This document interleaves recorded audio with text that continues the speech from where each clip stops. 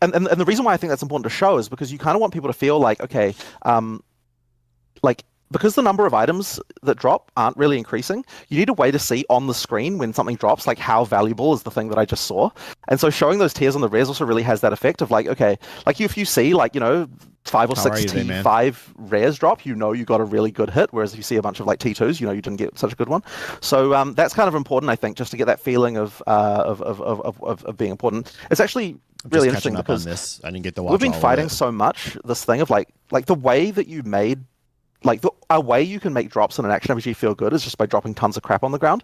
But the problem is that like it really is kind of an annoying element because like while it can feel good, it's like it's just it people want then they want to use loot filters and they want to use all that stuff and it's like okay well I mean Oh, that's is there an great and everything in-game and we'll loot support filter? I that and that's know. fine but like ideally we can actually make it so that you don't have to worry about it in the first place and so you need to find a way to give people the hit of dopamine without having to just do that by like dropping literally covering the screen.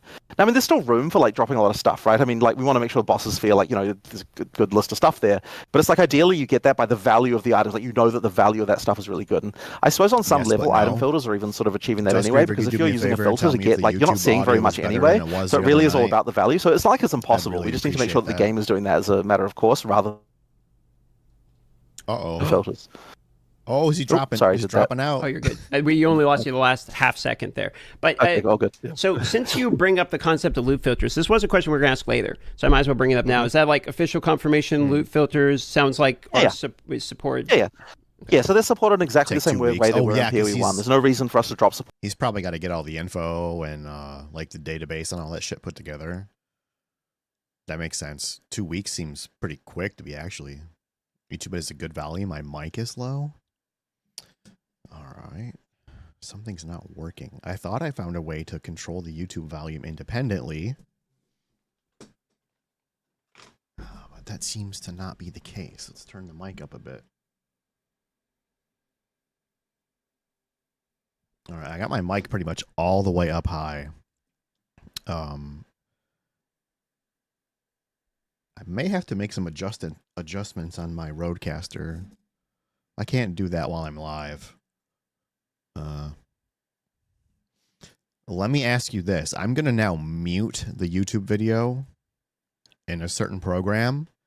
Tell me if you can still hear it or not while I hit play. For something like that. If you want to use them, you can. And I suspect what the main reason people will use them for in POE2 is not so much filtering things away, but more highlighting things that are valuable that you might not Okay, I otherwise muted it in the program. recognize, because like they might be higher base types or things like that. Like a lot of people have filters that highlight certain things that might be good for various reasons. You still hear the video. Okay. Now I know what the problem is. I guess I just have to turn the video down on the video itself, or the audio on the video itself. I'm going to have to find a fix for that. Because that kind of sucks. Okay, the video was paused. I turned the video down. I turned my mic up. So, things that have, like for example, people might like want to be doing things like, like I know that this, like things like items having sockets and stuff. Maybe you want to change the text color when that happens. Or I want to like make that. sure I Like, get it there's right because I there don't are want people to icons and come stuff, in and that be like, stuff oh, the audio there, sucks. I'm out of we here. try to You know what I keep mean? things like relatively visually clean. And also we don't want to kind of try to make too many value judgments for the player about what is important or not. So therefore we try to like not do too much of that stuff. But obviously players know. Video sounds like it's in a tunnel. What do you mean? It's just really low? Thanks for the follow, Dewar Sadol. You're definitely probably not a bot. Excuse me. God damn, this sucks. Like I gotta watch videos today. What the fuck was that?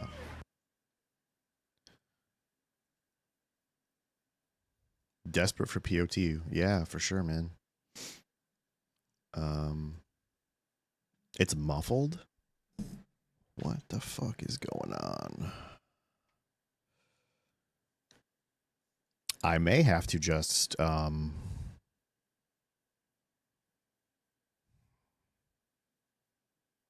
fuck. Let me try to add it as its own audio source.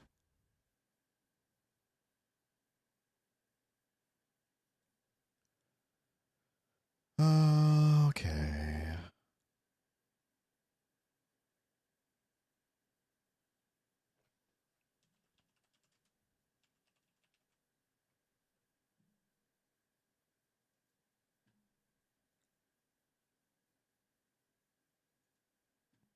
Let me add this real quick.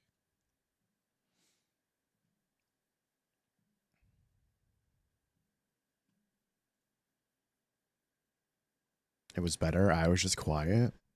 Something weird is going on. I think I might have messed up a setting. Okay, so I gave Chrome its own audio source in OBS. Let's see how that goes. I'm going to try by turning it up all the way. Come up with their own schemes for what they think is very important. loud. So then I suspect they'll use loop filters mostly for the ability to change how loot is rendered as opposed to filtering it out. I gotta say, this isn't so much a question as much as a comment for me personally, but I really appreciate the approach of something you said there, which is allowing the player to determine what's important. I find that to be like a very appealing sentiment. So when I hear that, it's part kind of the reason I've been falling in love with the POE game lately. But anyway, on to the next question here. So this one is going to be an obvious one. If I didn't ask it, everyone would be mad. So there's 6 classes that are coming to early access. Some of them have already been showcased, but they're not in there, namely the Druid and the Huntress. So I think people are curious about, are they coming soon? What's going on with these classes? Or is it like at a reasonable Yeah, so they'll definitely be coming relatively soon. I'm not going to promise a date, but certainly the next 2 classes you see will be those 2, like in terms of in early access. We just, at some point, look, we really wanted to launch with those 2 classes. We expected that we would be launching into early access with those 2 classes, but at some point it was just like, it's perfect. I think I've even said this before, but we really underestimated what it takes to finish a class. Thank you. I think. Appreciate it, man. It takes a lot. And the thing is, it's like you make a bunch of skills and you're like, oh yeah, we've made the skills. That's the class, right? But in PoE, it really isn't, because you need to make sure they can all be supported well. You need to make sure there's uniques that support it. There's passive tree stuff that supports it. It's like a whole thing of like getting all that stuff into a good state. It's like plus also the skills, plus also thinking about all the stuff that can happen with other classes and like how does it tie in with all the mechanics. Like it's just a Goliath task. So I think the Huntress and the Druid are not far away. The Druid, we still have 1 form that we still need to. Does anybody care about the Huntress? Oh, I'm thinking of the Ranger. Never mind. Nobody cares about the Ranger. That's definitely true. Get finished. So there's like there's still some more skill work to do there. The Huntress, I think we mostly have like working prototypes that we're happy with for most of the skills, but like there's still a little bit more to do. But yeah, it's just all that other sort of finishing work around like tying it into all the other systems, making sure everything's good that we need to get done. And it won't take us too long, but at some point we just had to say like, hey, can we really do this for early access with all the other stuff that we're doing? And we just felt like we couldn't. So, we decided to cut for now, get to it later. And, we make these kinds of decisions all the time. There's like a ton of content that's like, we're trying to get it in. We try as hard as we can. And then we're like, oh, you know what? We just couldn't get it in. But I think, right? But the nice thing is it's all sitting there, right? We don't throw anything away. We've got it all there waiting in the wings, which means that there'll be a bunch of content we'll be able to introduce really quickly. I mean, speaking of the Jamazon's okay. Not my favorite. Yeah, like when you say 1 form, could you like give us a number? How many forms are we talking about? So there's 3 primary forms for the Druid, but there's a couple of other like random shapeshifts around, like the kind of. I mean, you actually saw one of them, right? There's the shapeshift on the Ascendancy, the demon form. I want to try so there's a few other things, bits and pieces like that around the place. But the Druid sort of has 3 primary forms, and that's because we want to try and like the other classes, we want to make sure that there's combos between the forms as well. Like it's not just like a reskin melee, right? Like each of the forms kind of has like skills that have like things, and we want to make sure there's mechanics between them that they can kind of you get the cross class kind of even within the archetypes of the class synergy like that. So the one that I was saying earlier before I really got going that compared to all the D4 dudes who are up on their panel when they're doing their stream, they're all like miserable, and you can tell they hate their lives and they hate their fan base because they're all tired of how shitty they are. And then here's Jonathan Rogers on his couch, his leather couch. He's clearly in the office. He's at work, right? And he's as happy as ever. This dude cares about his game. He's passionate about it, and you love to see it. No, maybe I'm not going to spoil it, actually. Yeah, I'm not going to say anything about it. Go on, spoilers! All the spoilers, come on. You're more than welcome to. So this is probably a good time to ask this thing, because you're talking about, the additional classes here. Does that mean we can basically expect changes to the passive skill tree? Because obviously there's the 6 starting nodes now, so when you add the other classes, so excited. there's going to be new branches, like I'm assuming, added for each one of these classes at this point, or were they going to double down on previous ones? So yeah, well, look, I'm sure the passive tree will receive massive renovations all through early access. Like I just have no doubt of that. It's every time we change anything, huge passive tree changes are a result. And it's taken a long time to reach even the point we are now, and I'm just sure there'll be more. And like the thing is until you really play it like properly, you just don't even know what's missing. You know, actually, one other thing I might mention, just because I don't know if it's like hugely well known, but the starting area of the tree for each class actually changes. There's actually 3 variants of the starting part of each tree for each class. So effectively, we actually did this first when we were playing the Witch and the Sorceress. So effectively, if you're a witch, you get 1 variant of the starting area, and if you're a sorceress, you get another variant. And then if you're neither of those 2 classes, then there's a 3rd variant that can go there, so that all the other classes, when they go there, they get slightly different stats again.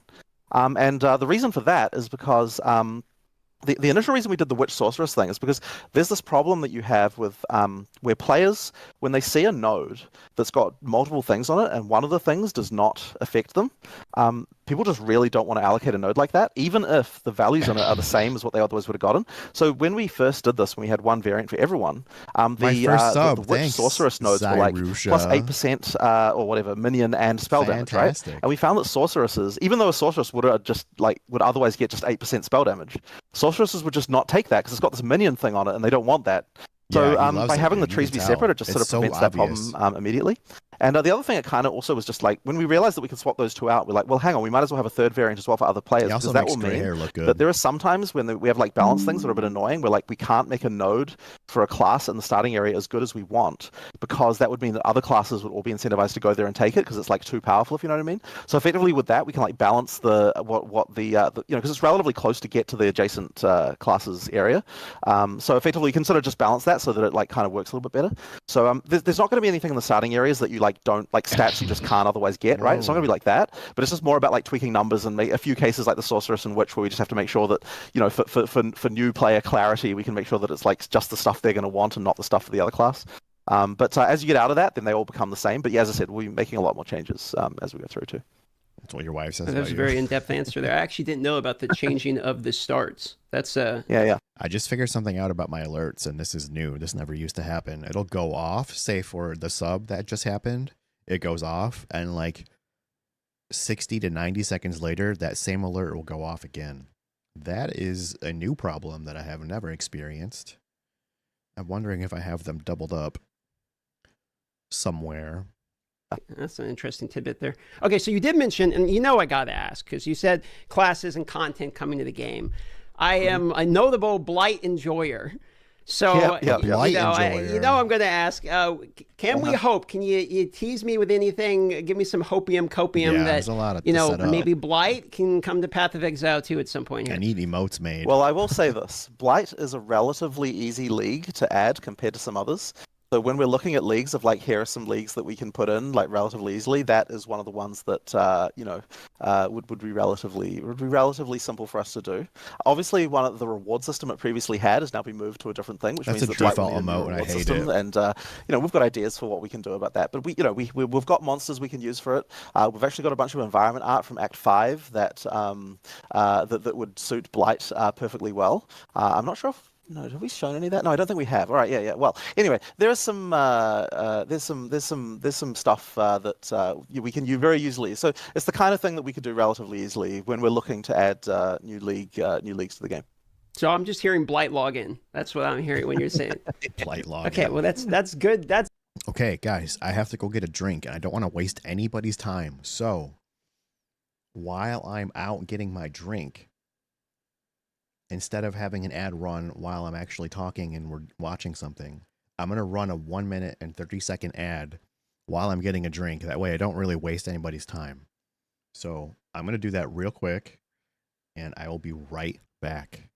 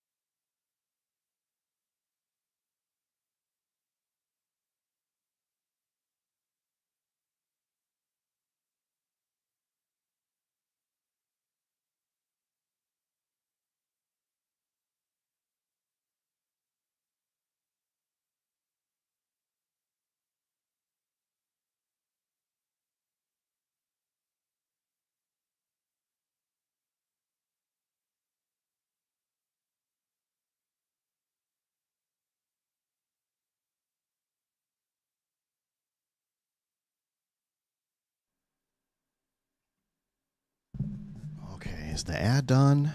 Let's see. I don't know how this shit works. I'm still learning. So I'm assuming the ad is done. Let's get back to the video. That's good news. I'll pass it off to guys. Still here, I've been asking a bunch of questions related to stuff. I just personally wanted to know. Oh, that's fine. I have them set as later low on as in this can. podcast. We're gonna hit the minion rant section, so don't worry about it. But we can start with a classic, simple answer question. Still playing? How many ascendancy points are we going to get in total? Yeah, so same as POE1, it's 8 points. So effectively, you've got the last three you can get throughout campaign. Three sets of two, I should.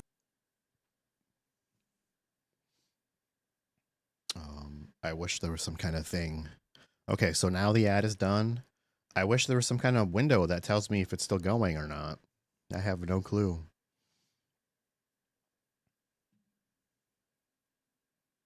All right, well, it's over. Thanks for sitting through that, guys. I appreciate it. I have them set as low as possible. For 1 hour, you get 90 seconds of ads. That's the best I could do. I think ads are annoying. I don't really want to run them. But since I was going to get a drink anyway, why not? Say. So 6 points throughout campaign, and then the last one you have to be an in-game to be able to get. All right. The other question we have here is POE2 looks like there's a significant amount of ways to increase power on maps. How does Breakfast of the Champions juicing right compare here to POE1 for endgame mapping? Now, we saw a lot of it in the reveal, but could you elaborate on it?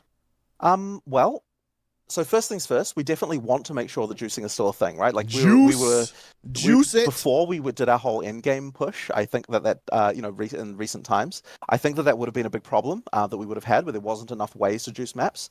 Juice the fuck out of them. I don't know that you'll be able to get to quite the level that you can get in POE1. Certainly, we want to make sure that it's big though, and like it's honestly. Audio still good? It's a little bit hard to say. I don't think I fucked anything up. The way that this can go down, I mean, look, we think we can know like all the things, but you never really quite know exactly how it goes until you get like masses of players, because trade is a huge part of the economy for how juicing works. Like, it's like, okay, so we've shown people how you can overlap tablets and towers and all these sorts of things like that, and like get all these packs. But the question is the sustainability in a trade league such that you can like do all of the juicing mechanics that POE2 has to offer at the same time continuously? And I don't actually quite know the answer to that, because, as I said, it's really a trade economy thing that you need to be able to say what they can do. And the juice is substantial if you can get everything all at the same time. The question is, can you do that every map, or can you do that only some of the time? And I honestly can't say until the trade sort of starts to happen. I think it's going to come down a lot to just play, and for us to just find out, like once we hit that trade economy, we actually start playing. What does it feel like? Is it working well? But the thing is, we still want you to feel powerful, and part of the feeling of power actually is pack size, right? Like you need to have enough pack size so that because when you've got a bunch of AoE abilities, obviously the more things they hit, the more damage you're effectively doing overall. So like the more pack size really is like a way to make a player feel powerful, and so that's why we need to have ways of juicing pack size, and we've got ways of juicing pack size in the game. But then we also have to be a little bit careful, because that is what can lead to things getting completely out of control, and then you can't understand what's going on in the combat, and things just completely fall apart. So as I said, we have to be careful, but I think it is still substantial. Like you still need to feel like a god. So I think the juice will be high, but I do believe it should be lower than POE1 at least by a little bit. That's fair. On the topic of power and juicing things up, something that we've seen in many games throughout the years is how ARPG games, they start off kind of slow and more of a strategic gameplay approach, and then the best patches comes through, the game evolves, the meta of power creeping and speed clearing just goes to crazy numbers, and then everyone's upset when they're then toned down or the number squish is happening. So I guess the follow-up question would be, what are the plans? Because I'm very confident there are plans to manage severe increase in power creep moving forward, so you don't end up in that category where you're one-shotting the entire screen. I think that we just have to be careful. And honestly, I would say that in POE1, we've shown that we can... I mean, look, POE1 obviously did get pretty crazy, but at the same time, like, we had a lot of years where things kind of weren't like that. And I think that effectively, I believe we can still maintain that. Our numbers don't scale as fast as some games do, and they don't go quite as exponential. I just noticed he's wearing the ballsack hand shirt, the Twitch drop thing. I need POE shirts, man. Guys, I'm still wearing a Diablo 4 hoodie, and the plan is to not wear this as soon as I get another one. Money's a little tight with Christmas coming up right now. So, make fun of me for wearing this, but it's the most comfy hoodie I have right now. But I can't wait to ditch it. which means that we're not going to have to be worrying about trillions of damage or anything like that. Having, and like I mean, it can be. So I don't think we're going to have to ever do a number squish or anything like that. Like we've never really felt like the need to worry about that. Did I miss it? Yeah, I mean, it's just a matter of keeping. To manage severe increase in power creep moving forward, have to go back. You don't end up in that category where you're one-shotting the entire screen. I think that we just have to be careful, and honestly, I would say that in POE1 we've shown that we can. I mean, look, POE1 obviously did get pretty crazy, but at the same time, like we had a lot of years, where things kind of weren't like that, and I think that effectively, I believe we can still maintain that. Trillions. Our numbers don't scale as fast as some games do, and they don't go quite as exponential, which means that we're not going to have to be worrying about trillions of damage or anything like that. And like it can be. So I don't think we're going to have to ever do a number squish or anything like that. Like we've never really felt like the need to worry about that.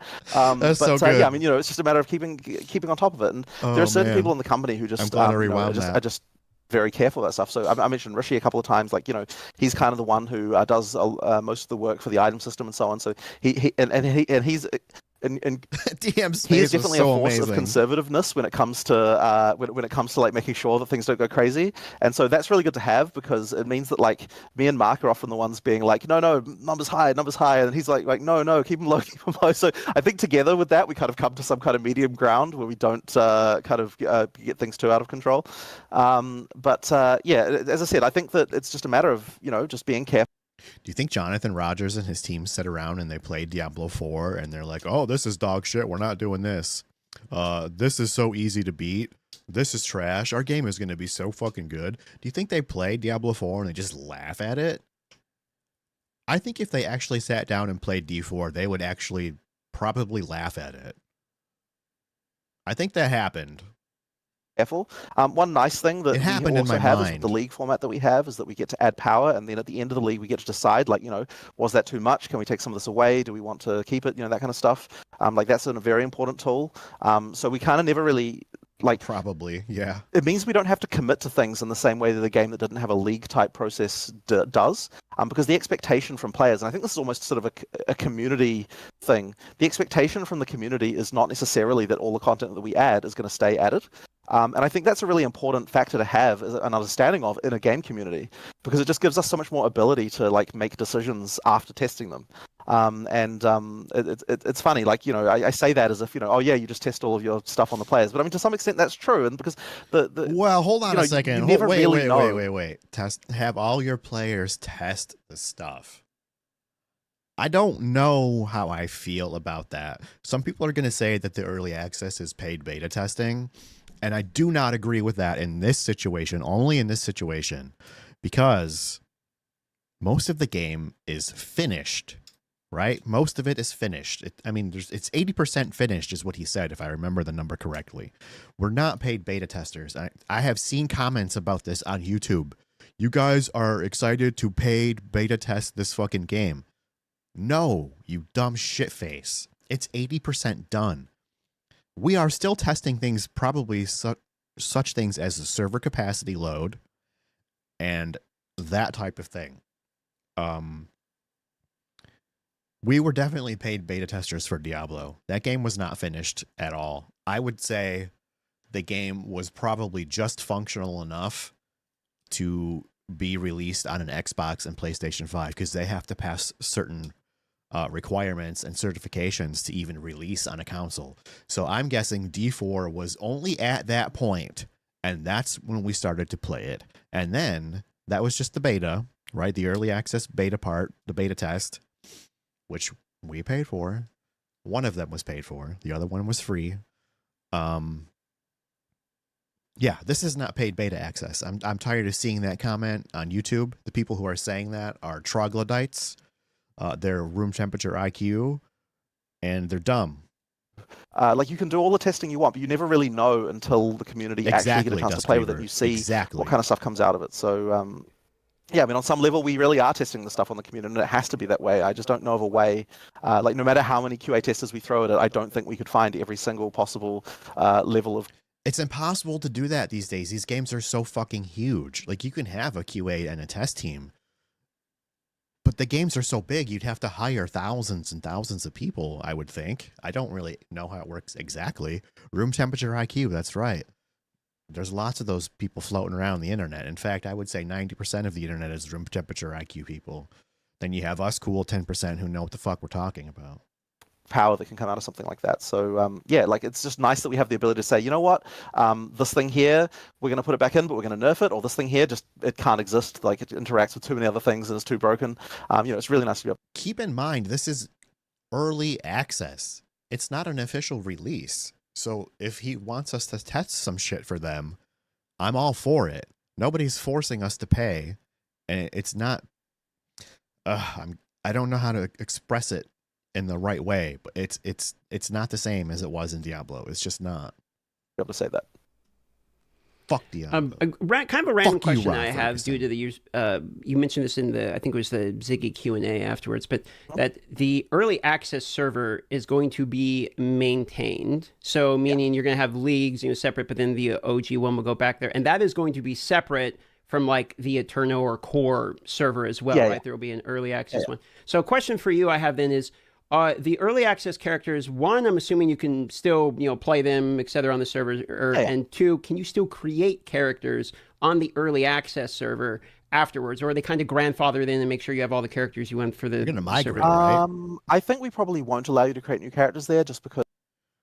I've seen so many vids of the GGG staff after work. They sit around and play the game for usually another 8+ hours. Yeah, they don't do that at Diablo. And if they, here's what I'd like to think could possibly be happening with the Diablo team. It's possible that they want to make good changes to the game. It's possible that they have really good ideas. Yeah, they're not going to migrate over. I don't think it would be smart to roll characters on the test server.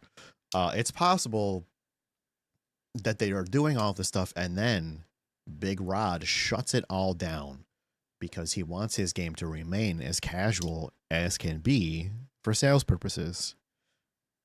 I'd like to think that is kind of happening. Because I think that even just if you're a new player and you're like, oh, you've got place. I mean, I suppose what we could do is allow you to create characters there if you've already got one there. That would be an option. But I kind of don't really think we need to do that. Like, as I said, the main reason we're doing that is just because if you're someone who's like not even really paying attention to what's going on and you're just like, you've got some level 20 character and you're like, oh, I just want to keep playing the game, right? Like, we don't want to disrupt that person's life too much. So I think that's why we don't want to just get rid of all that stuff completely. Yeah, I mean, the thing is though that like, if you're playing a high. Why are you LOLing me? D4 was a game made by Art Degree Rejects for Art Degree Rejects. POE is a game made by gamers for gamers. God damn, man. Cook them some more. Level character, almost certainly your build is going to be bricked in some regard, right? Like You're right about the Art Degree people because you're not allowed to have the map open while you're running. The artists want you to see the game instead. Some element. Remember when they said that? Of it that got modified or something like that, but then of course you'll also have like legacy items, which will be kind of presumably funky, assuming that we have to modify balance, which no doubt we will have to do. Yeah, like you'll have all that stuff too. So I mean, look, there's just no reason to delete the data, right? Like we're not going to make an effort to make sure that everything is, like is still works, like in terms of your builds and everything. But we're also not going to do anything that we don't have to do in terms of deleting it either, right? Like we might as well just let it be there. And it's also just like nice to have like, oh, here's this character I got, back in the day. Like it's nice to just have that. So I guess what he's saying is you can still play that early access character, but they're not going to maintain like the stats and the gear. Like the other server is going to progress, and that server is going to be left behind. So your character could be broken and that type of thing. At least that's how I'm interpreting what he's saying. Looks aren't everything. No, they're not. Good thing POE2 looks amazing. Around. So, it's just a little memory of that. So, there's just no reason for us to delete it. So speaking of builds getting bricked, if I reference one of the interviews we actually did on here is you had mentioned Righteous Fire as an example when we were talking about cosmetics and MTX, and you're saying that it's fundamentally getting changed. And I was hoping to ask for Pox here, shout out to Pox, can we get any information related to Righteous Fire or where that is going? I was kind of wanting to follow up with that you had mentioned in the previous. So it's not an early access right now because it's on a class that is not. It's on a Paladin class. It hasn't been announced yet. So you get that a little bit later. But it is going to be in. We have a prototype of it, and is that Paladin confirmed? That we're happy for it to work. But yeah, unfortunately, just not an EA, or at least not an EA at the start, right? When you add the character, it'll come in. It's going to be in significantly changed, or it is very it is very different. Okay. But it's still fundamentally confirmed. You know, it's still fundamentally a thing where you're lighting yourself on fire and there's fire damage around you and that kind of stuff, right? It's just that, you know, like the exact mechanics from a stat point of view. Like, if you looked at it on the screen, you'd be like, oh yeah, that's righteous fire. But if you look at the stats, it's like works quite differently. There we go. Thank you. I had to ask for Pox. Fair enough. Speaking of bricking, a very common question. I believe this was shown in the reveal, but bricking the Atlas, as you can, if you die in a map, you can't do it again. So in the start, what happens when you brick? If you brick all the stars? Shaman. Just for me personally, I have no interest in a shaman. If they really want to shove it right up Diablo's ass, they will absolutely give us a paladin, because that's what the Diablo people wanted. Instead, they got the Spiritborn. We were craving paladin. So I think, not that they are going to need any help beating Diablo at this point. It's already over. Diablo is cooked. It's fucked. It's done. But if they really want to drive it home and take a shit all over their fucking face, they will give us a paladin. Shaman greater than druid? Ooh, I don't know. I don't know about that one. Or around, yeah. So we have the ability to effectively restart your Atlas. If you completely cut yourself off, you can do that. I don't remember what way it is to do that, but it certainly came up when we were first talking about it. There just has to be some way to allow you to effectively restart your Atlas from scratch if you need to. I would hope that most people don't do that. My girlfriend says Chamois is better than a druid. Guess where you're sleeping tonight? Haha, couch duty. I should hope that you manage to survive it. Like you know, so there's 4 connections to the starting point. So you'd have to die 4 times in a row in order for that to happen to you, and then. As many people have already said, and I have to say it too because it's just so obvious. If you are on this part of this is the beginning of maps, by the way. If you die twice, you should probably recheck your gear and make sure your resistances and your your defenses are good before you even attempt it for the 3rd time. If you still die on the 3rd time while doing all of that, then you really, really need to rethink what you're doing. If you die 4 times, then you should probably just uninstall the game because you shouldn't be playing it. That's just the way it is.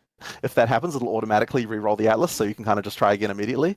But I would love so fucking hard if you died on that 4 times, they just brick it and you're fucking done. That character is useless now. You cannot do maps. Oh my god, I would love that. I want to see that. Yeah, hopefully not too many players have to do that and run into that issue. But yeah, I mean, look, we wanted there to be consequences for failure, right? We wanted to. I'd love to see that. You know, it's the trolliest thing ever, but I want it. The web of connections is dense enough that usually there'll be some other way around to get to something that you want. But bear in mind, there won't be too many, right? Like if you then die in another one of the entrances to get to some piece of content, that could definitely cut you off. So you know, there are some consequences for death. Like you know, and with that in mind, it obviously means that things like the experience penalty at low levels, certainly we don't need to be as worried about, because you know there's consequences just from the death itself in the Atlas.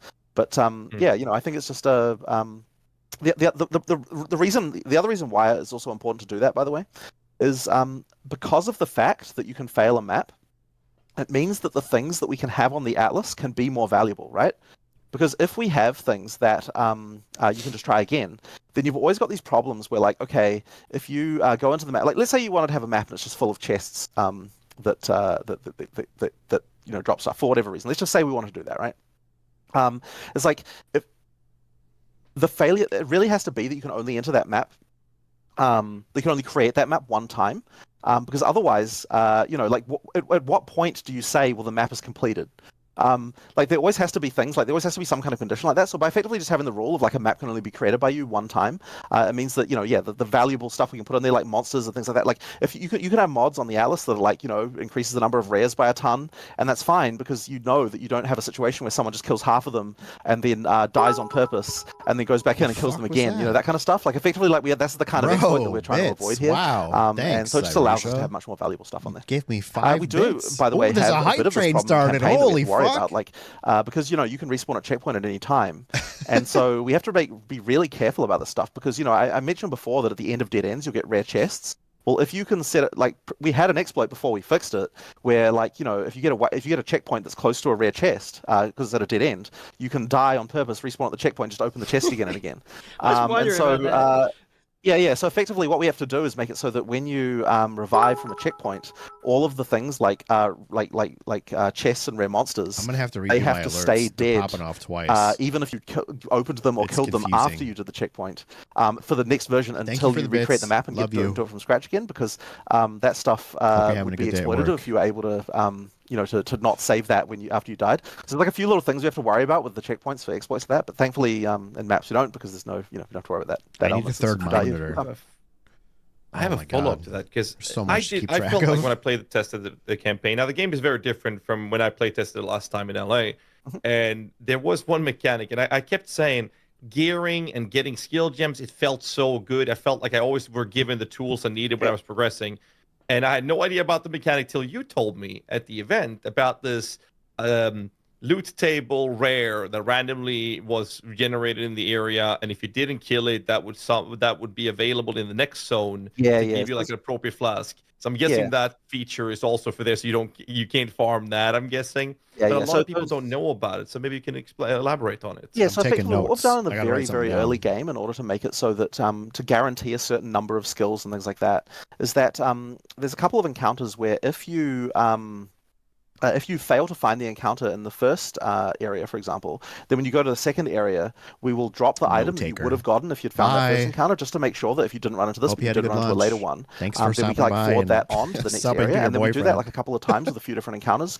It's kind of all stuff like in the first sort of 10 levels, this kind of stuff, just to really make sure that like people actually get some of those important drops. Like when you're level sort of 15, 20, missing out on one skill gem is like not really a big deal. But when you're really low level and it's like you've got very few skills, if you miss out on that crucial upgrade of getting like the next tier of gem, that can matter so much that we just can't really allow it to happen. So we need to have as many chances as possible for people to find those things. But at the same time, we didn't want to just spam you with that type of gem, because then it's like, oh, I've got tons of these. Like it would feel wouldn't feel very valuable if you did find them all. So we want to all of those encounters. They do have loot that you get. Like there's still a reason to do all of them because they have their own unique stuff as well. But effectively, if you do miss some of them, you're still getting some of those really crucial things like skill gem upgrades and things like that. Skill gem upgrades, baby. I actually think though that some of that problem might be slightly ameliorated by the fact that we've got the map now where you can see all the encounters. So I think that in some cases people might be looking at there. But we still have that system just because it's nice to be able to. To just make sure that people don't fail. It's only supposed to be an hour and a half. Yeah, it's 2 hours. Speaking of the map, I got just a couple of questions related to the map. One is when we're talking about bricking the map and not being able to go to certain areas if you fail too many. Does this account for like bosses too? For instance, like pinnacle bosses, and are they linked together where you fail the maps around it? You cannot go do the boss now. Yeah. Oh no. Oh no! Because if you fail, the cities with the Uber bosses, those are extra special because if you fail one of those, if you fail to kill the lieutenant, then the boss will disappear from the Uber boss will disappear from the center of the city as well. So those ones are like you really have to be able to do those fights, and it will be quite challenging. That one, of course, is extra challenging because you need to find another city, right? That one's going to be something that I think will be quite challenging. So yeah, like that's for like the ultra pinnacle content, like that 7th system, which has I don't want to say the name because we didn't spoil it. But come on, that pinnacle boss encounter. That one was quite hard to get to. Okay, so speaking of pinnacle boss encounters, got a couple more questions related to this. Are the bosses? I hear there's what you said, tier 1 through 4, correct? You're talking about in terms of loot drops and things like that. I think I've talked about this before. in terms of difficulty ramping, I don't think that we got clarity on whether or not you can modify these maps. Meaning, can you like further modify the? Sorry, you're talking about different. Okay, so you're talking about the trees at the end where you add the difficulty. Yes, exactly. Yes. Yeah. So yes, there's 4 tiers. Yes, that's correct. And so beyond that, can you modify the bosses themselves? Are the bosses static and you modify on your tree only, or are the bosses almost like maps? You know how you can modify like invites, for instance, from POE1. So can you further modify these? So let me think about that. So generally speaking, not. So I'm pretty sure the Breachstone can't get mods. Can Simulacrums get mods? I don't know. I'm not, sorry, I'm not actually sure. Hey, Mad, what's up, buddy? It's a lot of different locations for sure. The Ultimatum ones can. Technology's because those ones have that extra mechanic for modifying him. How you doing, man? I'm actually not entirely. So, like, look, what I would say is, in general, like, it's not like it isn't the same for every league. Like, for each league, we can decide what we want to do. I'm sure you guys have already seen this like 2 or 3 times. I'm sorry, I haven't seen the whole thing yet. Yeah, but generally speaking, for those 4 in-game things, the main thing you're going to be doing is modifying the difficulty using the tree like that, and that difficulty scaling does introduce things like, it can even modify things like how skills work and like, the number of minions that a boss might summon and things like that. Like, there's all sorts of stuff like that, but it isn't random what you're doing there on the tree. So for the pinnacles, it really is just kind of mostly just that difficulty change.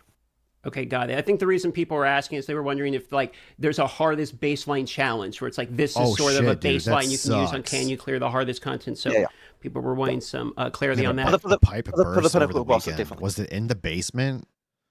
Because if it was in the basement, I mean, it would be a little easier to fix. I guess that's the upside if you could find one in that situation. We've seen it a few times. You were still new to all this, so different things. Yeah. It was in the corner behind the water heater inside. Oh, no. That sucks, dude. I'm really sorry to hear that. That is not fun. Did anything get ruined? That's the case. Okay, thank you very much. So another question I was kind of wondering when I was looking at the map, I noticed you use the example of like the Paradise, for instance, you get the bonus experience, and that is obviously on the beach because it's tropical. So I'm assuming the uniques are zoned out to the biomes that you have specifically, and if that is the case, since the biomes are determining maps, do these unique maps also have drops associated with them? Essentially, where I'm going with this is, are certain biomes going to help you target farm I wouldn't be able to certain fix that types of items? Absolutely, and we want to do even more than just what you were saying with the unique maps. Like No, I'm not from the South. I'm in Michigan. We have lots of basements. I have a basement. My basement's full of teenagers and smelly bathrooms. You guys don't have basements at all? Is that a real thing?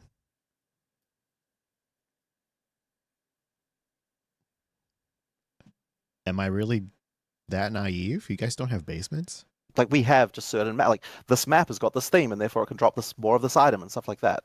Like, we absolutely, and the thing is, this is one of the great things about the new way that the Atlas works, is that with the previous Atlas, we couldn't really allow for target farming in that same way, or when we did. You have clay ground. Are you guys also in Georgia? Where from the are you part of the Hogomaniacs? Are you in Georgia? Clay ground. Huh. I guess I never thought about it. I just kind of assumed it was always a problem, like with div cards and so on, where, I mean, obviously we modified div cards so you can move them around now. No one in Texas has a basement. You're in central Georgia? But generally speaking, it was the case with the old Atlas that if we made it so a map had something special, then everyone would just play that map continuously forever. So with the new system, we effectively can say that, it's okay to have wild variance in between, the value of certain things, because, you're limited by having to find more of it.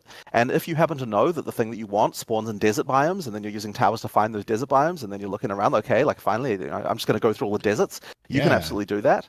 In the case of Untainted Paradise, that one requires being on the border of the water and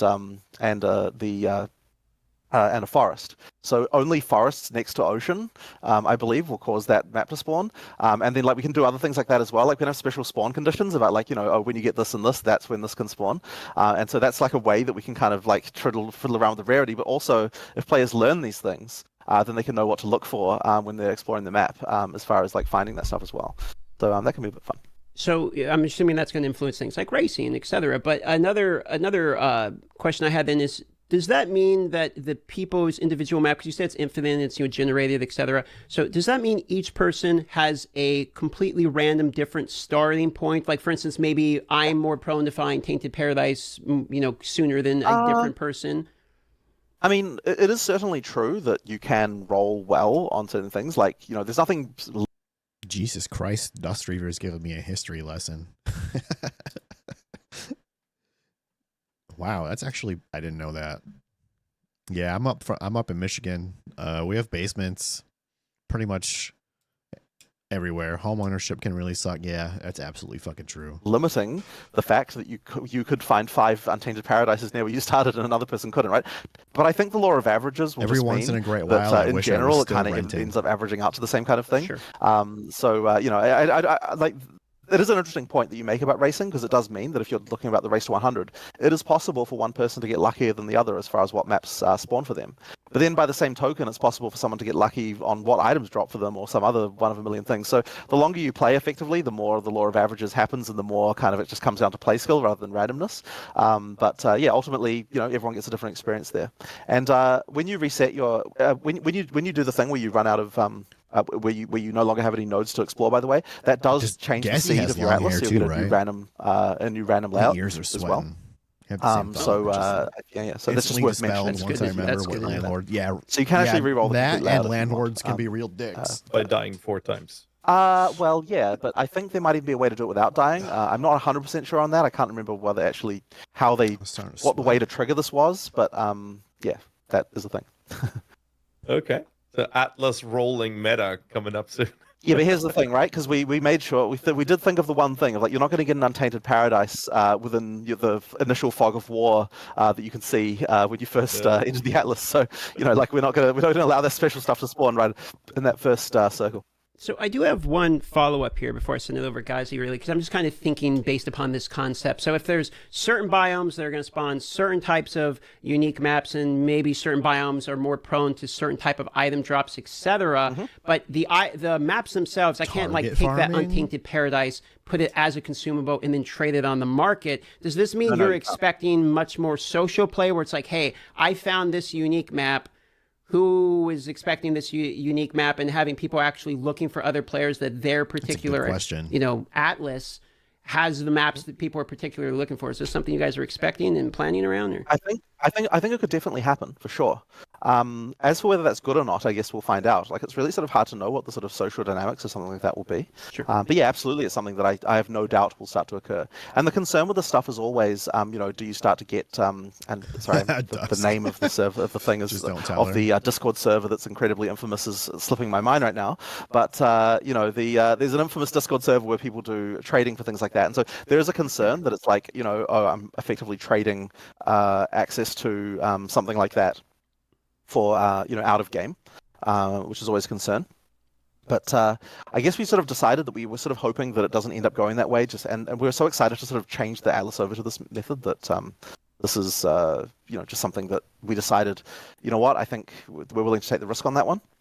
But I mean, it's sort of an interesting one. Like, if that becomes a problem, we might have to find a way around to solve it. I guess never turning him back on. I mean, look, yeah, we'll see what happens. Fair enough answer. I'll send it over to Gazi. I think he had a question. You're a generous dude giving people an extra week. I've been in situations where I couldn't even get like an extra day. Hats off to you, brother. Question? Yeah, we'll throw in one and rewind back in time a little bit to an interview you did with a D4 streamer, Vudio. And in there was a question regarding competitive game modes and races and whatnot, community events. With Cicerin has the Gauntlet event that's been very prominent with. And the question was about that being in POE2, and you answered yes. Now, what we want to do is have you spill more of the beans here and give us some more details. Can you give us anything? Are there any plans in the works, et cetera, et cetera? So at the start of early access, we won't be able to do any of that stuff. We just haven't had time. But look, it's definitely the kind of stuff that I like to do. Like, I really like those sort of PvE, but yet competitive type of events. Like they're just really fun to me. Yeah, I agree. So cool. you know, I have no doubt that we'll be doing some of that stuff. It's just that like for early access, we just haven't had time. The custom league system will come back in POE2 as well, so you'll be able to do that stuff, and that sort of helps people organize their own races and things like that, which we'll have there. It won't be, once again, not day one of EA, but pretty soon after that we'll get that in. And like, by the way, the thing that's blocking that is literally just like some of our web developers need to port the interface for that over to the Path of Exile 2 website, right? It just hasn't been done yet. So we just, as soon as they've got that in order, then that'll be available. So yeah, like we're absolutely doing. POE bosses have unique I think a lot of people really like the old school races that we used to have many years ago, like the descent races. I love that. I love that stuff too. It was so cool. 12-minute races, like everyone can participate in that. Because like the race to 100, we talk about that a lot, right? But that's a very that's a lot of dedication and time invested. But these shorter races, an hour, half an hour, endless delve, like I think a lot of people really like to see them come back again. I would as well. The funny thing about that is that as cool as it was, and as like much as the community liked them, for whatever reason, it just didn't really result in people it just didn't really result in like actually more people playing, and that was kind of the reason why we found because it just really it really sucks because it's like, well, this is one of those cases where it's just a mercenary decision of like this. While everyone loves it, it just doesn't result in more players. It's the class to play. So like if we're talking about spending time doing all that stuff versus adding more content to a league launch that definitely adds more players, unfortunately it just had to go to the leagues. But the thing is that it was just really cool, and so like if I had some spare designers up my sleeve, then I would 100% get them working on this, because it's something that is just super awesome. And I definitely think we should try it again as well for POE2. Like, you know, times have moved on a long time since back when we were doing that stuff. So I think it's worth another try and see, like, does that stuff actually heat up into an actual into a scene of racing and so on that actually like causes, you know, there to be like, you know, like just interest in itself coming to the game. So yeah, like, look, I have no doubt we'll try some races, just not immediately. Before I send it over to DM, wait for the full release for that kind of stuff. Yes or no? Opinion. Are you in favor of having a battle royale POE2 event? What the fuck? Well, I mean, it would certainly be cool. How would that even work? Let me think about this. I'm just thinking. There's more skill-based gameplay in it. Yeah. So I'm actually just thinking about this, because I'm just thinking as you're saying this. Like, okay, so how would the new system translate to a battle royale format? Because one of the things that was interesting, I think, about the POE1 version was the randomness of what skills you found. There was a battle royale. POE2, of course, you've got the uncuts. I mean, that probably is fine, but I don't know. It's kind of interesting. They did this one league. What league was this? It wouldn't really be hard to do, to just try it. The thing with something like a mode like that is it's really easy to just like try some random stuff. I started playing POE1. First of all, when it launched in 2013, I played for like a week. Immediately stopped. And then I came back in, what was the name of the league? The Graveyard League with the lantern. I came back for that. That's when I put in my time, like 45, 50 hours. But to really make it actually good would require quite a lot more work. Actually, that's not true. I came back like 2 or 3 weeks before that league started. At one point, we were actually pretty keen to make like an actually good version of the Battle Royale thing, because, you know, when we announced that originally, like when I said 1 day of development, it really was just like, you know, like there was a limit of like 1 day per developer of how much time they were allowed to spend on that, because it was like literally an April Fool's joke. League, and it turned out like it's kind of like one of those things that's like fun for a few days, but it didn't really have like long-lasting good gameplay. Like, I mean, we didn't really test it, right? We just kind of just like did some random shit and put it up there, and it was kind of cool. So that was a fun little experience. But we did discuss like, should we make an actual proper version of this? Like, would this be something that actually works well? And we kind of almost did, but I don't know. Just like other stuff happened, we didn't end up doing. You're gonna take a 10-day nap. Just need to figure out how to get an IV drip to keep you under. Are we 10 days? Last I counted, it was 12 days away. What's everybody playing until then? Are we going to do like Farm Simulator still? Like, actually, I haven't played anything in like 3 days. But you know what? Maybe we should have another just like random fun battle royale in POE2 event. Just even if we don't like, you know, just another one of those just like ultra kind of garage style, just like, you know, everyone just like make some random stuff and just put it in there and we'll just see what happens. It's gonna be fun. I think so.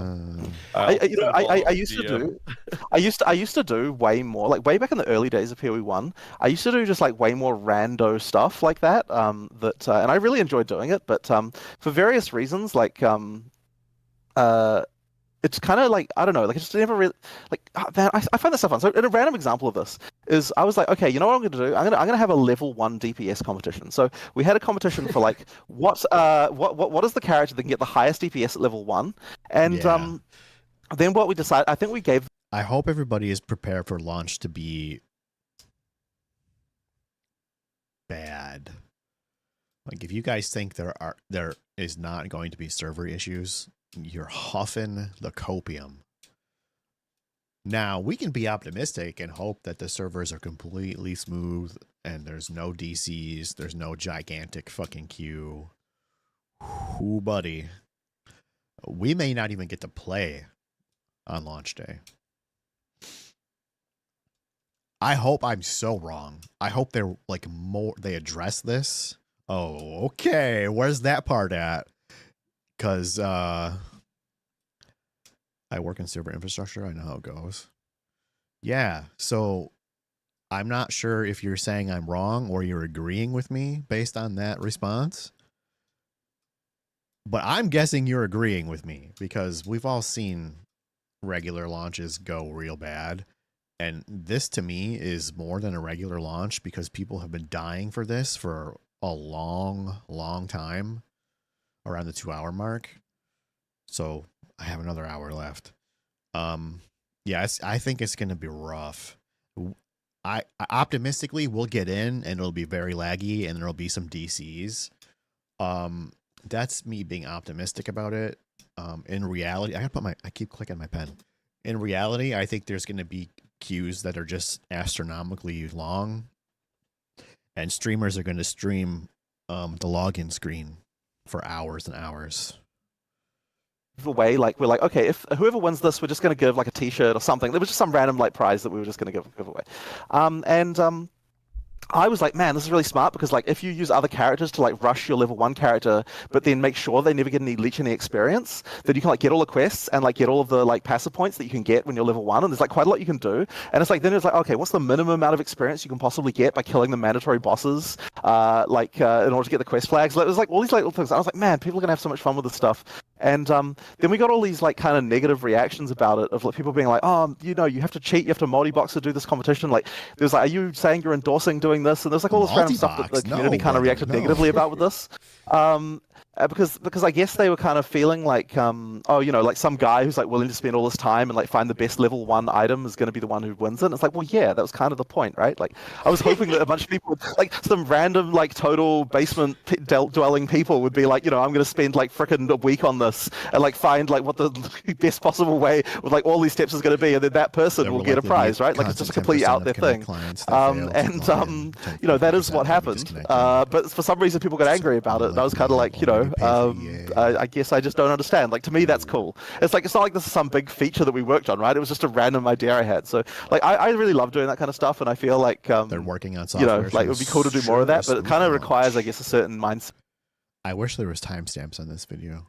So the overall success will be good. Like, I think most people will be fine and play. Huh. I hope you're right. It in the community, so I don't know. I have really shitty luck when it comes to that type of stuff. So here's probably what's going to happen for me. I'm gonna turn on my stream. I'm gonna log in as soon as possible to avoid queue. I won't be able to log in because everybody's trying to do the same thing I'm doing at the same time. I'll get in like maybe 2 hours later into the queue. People who log in and play won't be posting on Reddit. Yeah, they'll be they'll be busy playing. Yeah, only the people who get unlucky are definitely the ones that are going to be complaining. I won't complain because I am realistic and I know how it's going to go. You kind of have to expect that type of thing. I will say the last 2-3 league launches have been some of the smoothest. I remember when I came back to the Necro League, I had no issues. I logged right in. I mean, there was a queue. I think I waited like 20 to 30 minutes and smooth sailing after that. It was wonderful. Same with Settlers League. Got right in. Like, there's always this worry whenever you do something like that of like, why are you wasting time on this when you could be doing some other thing, right? Yeah, that could be a concern. I missed all these. I'm just sitting here thinking back because I think the reason this came up in conversations on previous podcasts we did with Fox. Fox was going through all of the different battle royales and PvP modes and all these fun events, and I realized there's all these fun events that I missed out on being a newer head to PoE. So kind of hope at some point those do come back. You would have never experienced. You never would have experienced. You never would have experienced Descent, which was another one of those kind of like. Kind of relatively quick to make things that we did, where we just kind of remixed a bunch of content and put it in a random order with like special chests and everything. And it was kind of a race event for a race that wasn't the game, and it honestly didn't take that long to make. But it was pretty cool. It was fun. It was fun making all that stuff. It was really fun. All right, well, +1 for... It was incredibly enjoyable. Well, what you missed, DM, the best one was like, I remember you guys put the BR into a Twitch. Around noon CST, there's a small patch download the small patch, and you try to log in and keep going until you get to the queue number, then wait. Rivals. And it was... All right. It was massive. It was hilarious.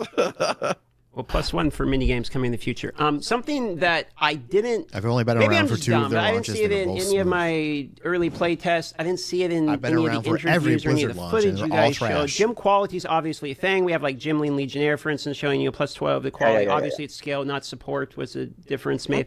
But how do you actually do that? From my I didn't see any gym colors anywhere, so I'm curious to know what's going on with gym quality and the impact that you're hoping gym quality will have in the game. Yeah, so effectively what we've done is we made gem quality a late game thing because so it's kind of an end game that you get it. It's not restricted to any one system or anything like that, but it's just something that starts dropping in end game only. And effectively, they just increase like various things. Now, gem quality was one of those things that I think was a bit overcomplicated, or like there was things where like we want to try and do a little bit better when it comes to like what stats we're choosing to scale to make that a little bit more fun. I don't have a full list of what they are or anything like that yet. Mark, this is actually something that's like coming in really late. Like I know gem quality is a thing we're doing. Like the balance of that has only been done in like the last few weeks. But it is a thing. It's like it's nice to have another kind of grind that's like just to perfect the gem. And there's even a few other things like that of like perfecting your gems. There's one other one, but I don't know whether it got in or not. So maybe I shouldn't mention it. That's relating to that. So you can mention it. Sure, a little bit later. Go ahead. It's like you need to have like quite a few different systems at the end where it's like, okay, you can just eke out another 20%. You can eke out another 20% with this. You can eke out another 20% of that, right? And so you kind of want to have a lot of those things. So there's the role of fusing orbs, which that was the thing. I don't know whether it's in or not, so I'll just leave that as a cliffhanger there. There's things like you've got gem quality. You've got which I think is the 20%, and then of course the Gem and Legionnaire can go above that. Now, generally speaking, it has to improve the skill by 20% in some axis, but we're not going to say, it's not just going to be just damage, like it's going to be something, ideally a stat that, like, I mean, it may be in some cases, but ideally it's always something that's kind of a bit more interesting than that. So that's the hope anyway. And because of the fact that it's not just damage, that means that we can have it be something that's sort of end-game only. And it's going to be harder to get than most other things, because regular quality items you can get by salvaging. From other items that drop with quality, but I believe that gems don't drop with quality, so every single point of that is going to be hard earned using a GCP, a Gem Cutter's Prism.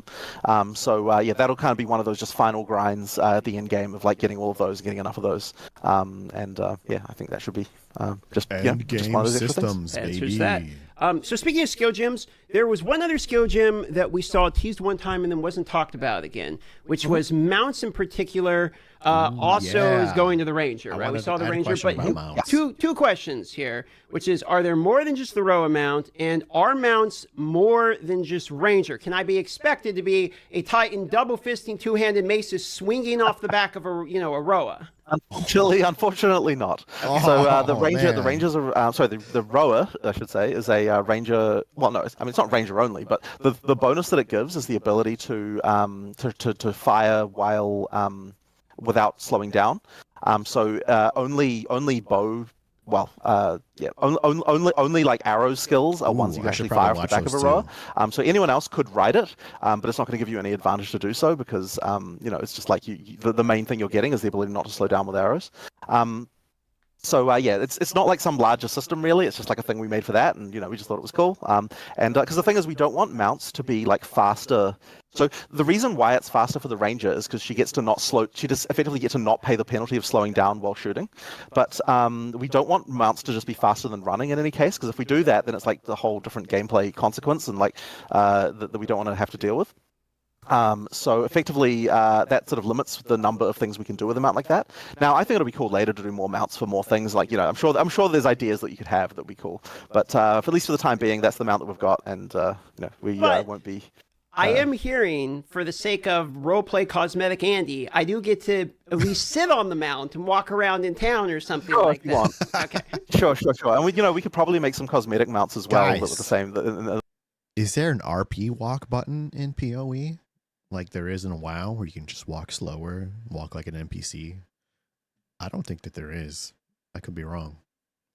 In that same vein, I suppose, nothing's stopping us doing that. So, that might be fun. I mean, on that topic, I'll pitch you this idea. Obviously, I want some royalties. So I like my skeletons to, when I mount up, to fall apart and the bones of the skeletons to form a skeletal horse. And when I dismount, I wanted to form the skeletons again. Okay? Noted. That's awesome. Noted. That's a fucking You will get exactly idea. one cell. It will be Gossi buying the mount. I'd buy that mount. That would be so cool. Moving on to assembling things question. It's crafting related. Yeah. So I don't want to spend too much time on this because the crafting is very different, but it's what we're going to see a lot when we play. But I will ask a couple of questions about it. So let's start with essences. Now, we are confirmed to be able to use essences multiple times where they guarantee a modifier. What we've seen is making a normal item into a magical item, guaranteeing one modifier. We've seen essences making a magic item, a regaling essentially, to turn into rare with a guaranteed second modifier if we want to. So I guess the first question is regarding essences. Is this a guaranteed specific modifier, or is it a 1x speed modifier or 1x attack modifier? Yeah, so it is listed as it's one of a group, but in many cases, that for a given item type, there's only one mod of that type that could spawn anyway. So effectively, like in those cases, it's completely guaranteed. But there's a few cases where it could be one of a couple of mods. But generally speaking, for a given item type, it will just be one mod. And the main reason why we did it that way, even though mostly it's just a single mod anyway, is because we didn't want to have the thing where you've got the giant list where for each item type, it's like, here's what mod you're going to get, and like it's kind of annoying. So we just wanted to say, like, it'll give you a mod of a certain group, and then that way you can sort of know what you're going to get from that. Effectively, generally speaking, though, you're going to know what you're going to get from that mod, except for a couple of specific cases, I think. Okay. On the follow-up there, we talked about that earlier with the wiki in-game to search for monsters. Talked about that a little bit earlier.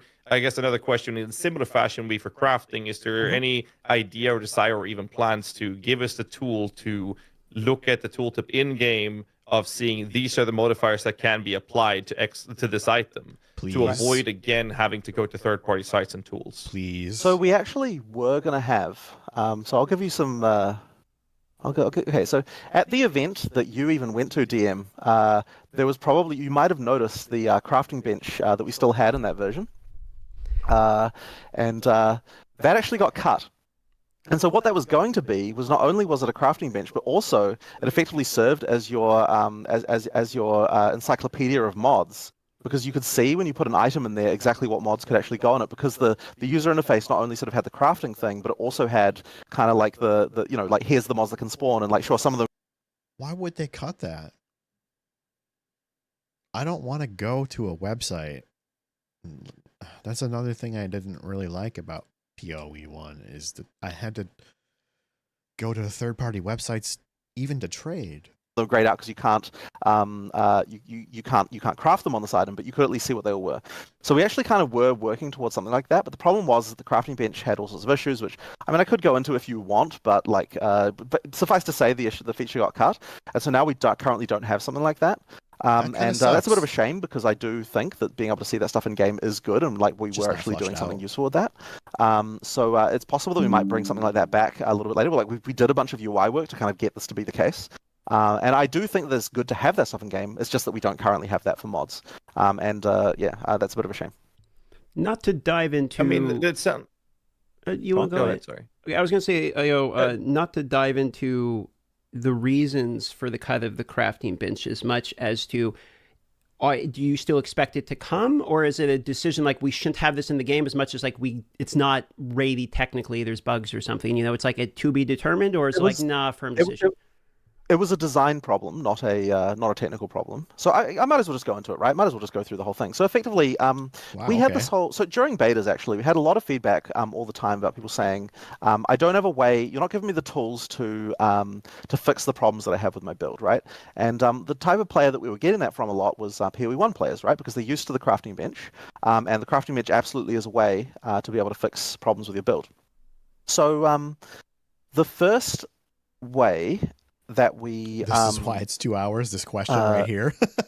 I'm trying to think back. So the problems that we had with the crafting bench is it kind of trivialized certain mods, and the issue the designers often have is like, okay, effectively what it does is, because the mods you can get from the crafting bench are kind of like, they're not top tier, but they are kind of good enough, I guess. So it meant that effectively a rare item was only it was only 5 mods plus a crafted mod, and that sort of reduces the amount of power you can get at the top end on some level, or like the level or the degree to which randomness can cause an item to be good relative to the average item. Which some people would say is a good thing, right? Like, and some people would say is a bad thing. But the point is, there was always this contention around this, right, with the designers and so on. Good dude. So that was like sort of one of the issues. And so then, the other issue was just the way the costing was. I think it was just like, I can't remember exactly what we were unhappy about with that, but effectively we were unhappy about that. So we came up with another design.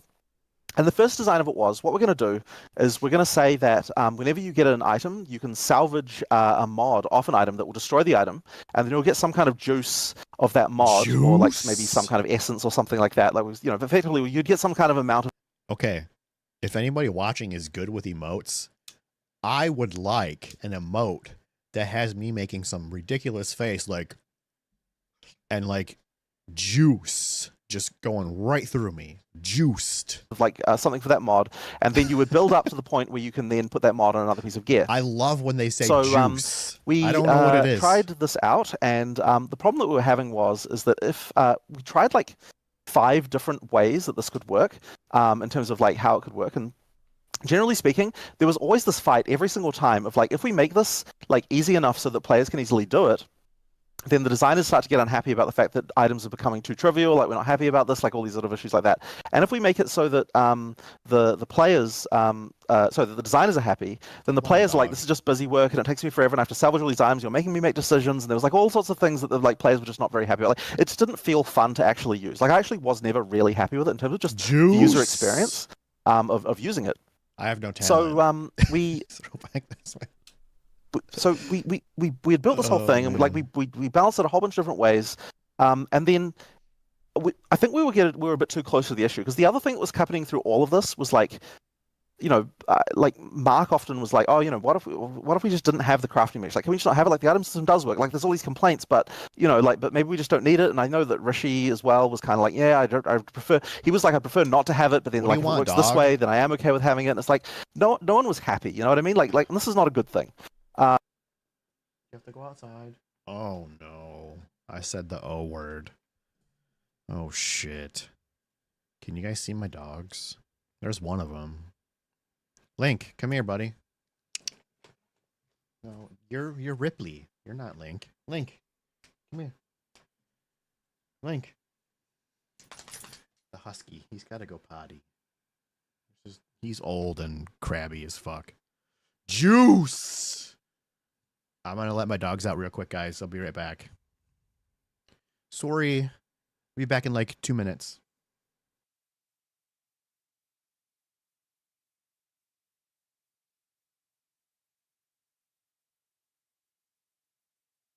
You're old and crabby as fuck. Me too, brother. I'll be right back. If I can get out of this window. There we go.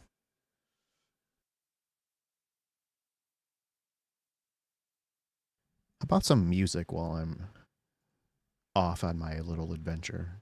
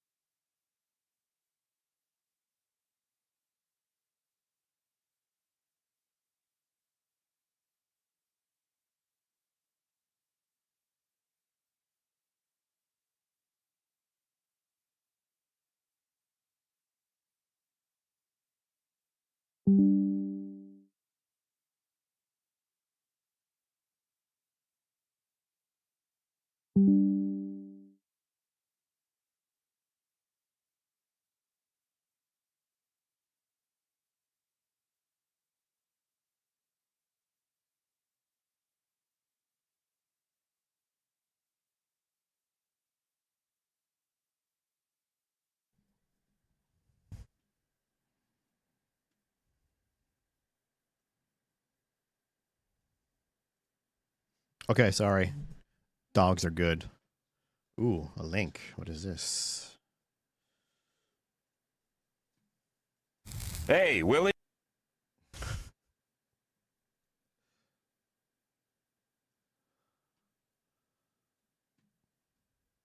I don't know if this is going to be too loud. I hope not. You up there? Yeah, come on up. I actually found some mail for you. I just got to get the light. There we go. Oh, just a missing persons thing? Oh, wait. Hey, I know this guy. Oh, God. Hang on. He's over here. Hey, I just wanted to check out the Oh, my God, no. Yeah, I'm sorry. It's a total mess right now. It's usually not like this. How'd you go? Hey, wait a second here. Oh, my goodness. Juice! Oh, I'm sorry. Did anyone want some juice? Guys? Wow. Alrighty then. When you've got a system like that. So eventually, I think as I said, I was a little bit too close to the issue because I was like, we can't launch into early access without a crafting bench because the crafting bench is just a thing that PoE players expect. And like, if we don't have a way for players to feel like they've got a way to solve problems like resist or something like that, then people are going to crucify us, right? Like, it's a really big issue. And eventually, and I don't remember who exactly, I think it was Rishi who like suggested this. He basically just said, hey, because that's right. Because at one point I was like, what if the crafting bench just added an extra mod so it didn't affect the existing mods? You could just add an extra mod, even if you've already got the mod on the item. If it just adds an extra mod, then it would solve the problems because it doesn't interfere with the randomness of the other mods, but it also lets you solve your problem. So like there shouldn't be any issue, like sort of, and that we were kind of like, yeah, that'll solve the problem. But we still had the problem where people weren't really enjoying actually destroying and salvaging mods of items. Like adding the extra, like here's another thing to think about. In the item system was just something that people wasn't fun. That's what you see when you say. So then Rishi said, "Okay, well, you're talking about adding an extra mod to all items. Well, we already have the socket system that we created for Ultimatum for the Val orbs. Because at the time, what they did is it could add one socket, but you didn't have existing sockets on items. So it was like, what if we just allow sockets to spawn on items? We have a currency that lets you add sockets, and we just also have just common runes that have just like the standard mods, and this took basically no effort to implement because we already had the stuff for sockets. We already had like basically everything we needed, and it pretty much exactly was filling the function that the crafting bench was supposed to fill. But yet it didn't have. But yet it feels fun because you don't have to have this busy work of having to salvage mods, salvage mods all the time. So effectively, it was just a way better solution. And as soon as we tried that, it's like, designers are happy, players are happy, everyone's happy. So it was just immediately just way better. So but it does mean that we just don't get that nice encyclopedia of mods that we had before. So I mean that still exists, right? Like we could put that in a moment's notice. We have the system, control a lot of defensiveness from the tree. Yeah. Just to give some more context for the people watching, we're talking about the difference between, say, a CI versus Mind Over Matter versus life stack and armor evasion, etc. I kind of want to get to the server issue. You can still absolutely get life, from gear. But the main way that the tree is going to allow you to get to get tank. But usually you'll hit with both weapons in a single attack. But there are some attacks where you there's cases, for example, where it's like the level is not quite big enough. So if you stand in one corner, you might see off video. It's a good video. I'm just getting a little bored. Oh, Blizzard seething as Path of Exile 2 explodes. Should we watch it from our Lord and Savior, Mr. Asmongold? DM has a massive new reveal. Let's watch this. Wait, no, I feel bad about that. Hopefully we didn't make him late for his meeting. We did go a little long there. Little over? But we got literally every single question in. I'm sure the passive tree will receive massive renovations all through early access. Like, I just have no doubt of that. So one thing I should mention about that is that it does allow you to overcap your life by double. Pointed out. Massive deal. Yeah, Mark actually mentioned that I forgot to mention that upside in the thing. You probably assume that this video was ready like a week ago? Well, let me tell you, we were rendering it out the night before. There are a lot of things about that video that I certainly would have wanted to improve, and the monkey running off into the tree was definitely on the list, okay? You know, I'm going to ask, can we hope maybe Blight can come to Path of Exile 2 at some point here? Druid sort of has 3 primary forms. Don't know whether Rishi will be unhappy about me spoiling the exact inner workings of this. Our numbers don't scale as fast as some games do, and we're not going to have to be worrying about trillions of damage or anything like that. You know, so I don't think we're going to have to ever do a number squish or anything like that. Like, we've never really felt like the need to worry about that. So first things first, we definitely want to just try again immediately. Yeah, okay. But yeah, hopefully. All right, let's find another one. DM, you silly bastard. I kind of want to watch this one, but it's 45 minutes long.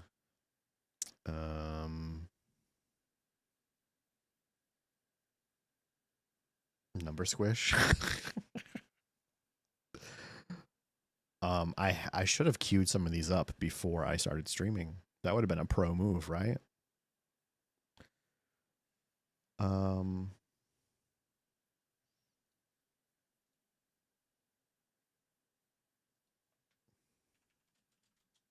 POE2 juice videos. Let's see what we got. Watch this before you play. This is only 15 minutes. Wait a second. Like Hawk said, the POT launch is so much I know there's so much shit to watch. Blizzard's done like 4 of them now, and wow. You mean stat squishes? Stat squishes, I should say. I have a video from our homie Duskreaver that I have not watched yet.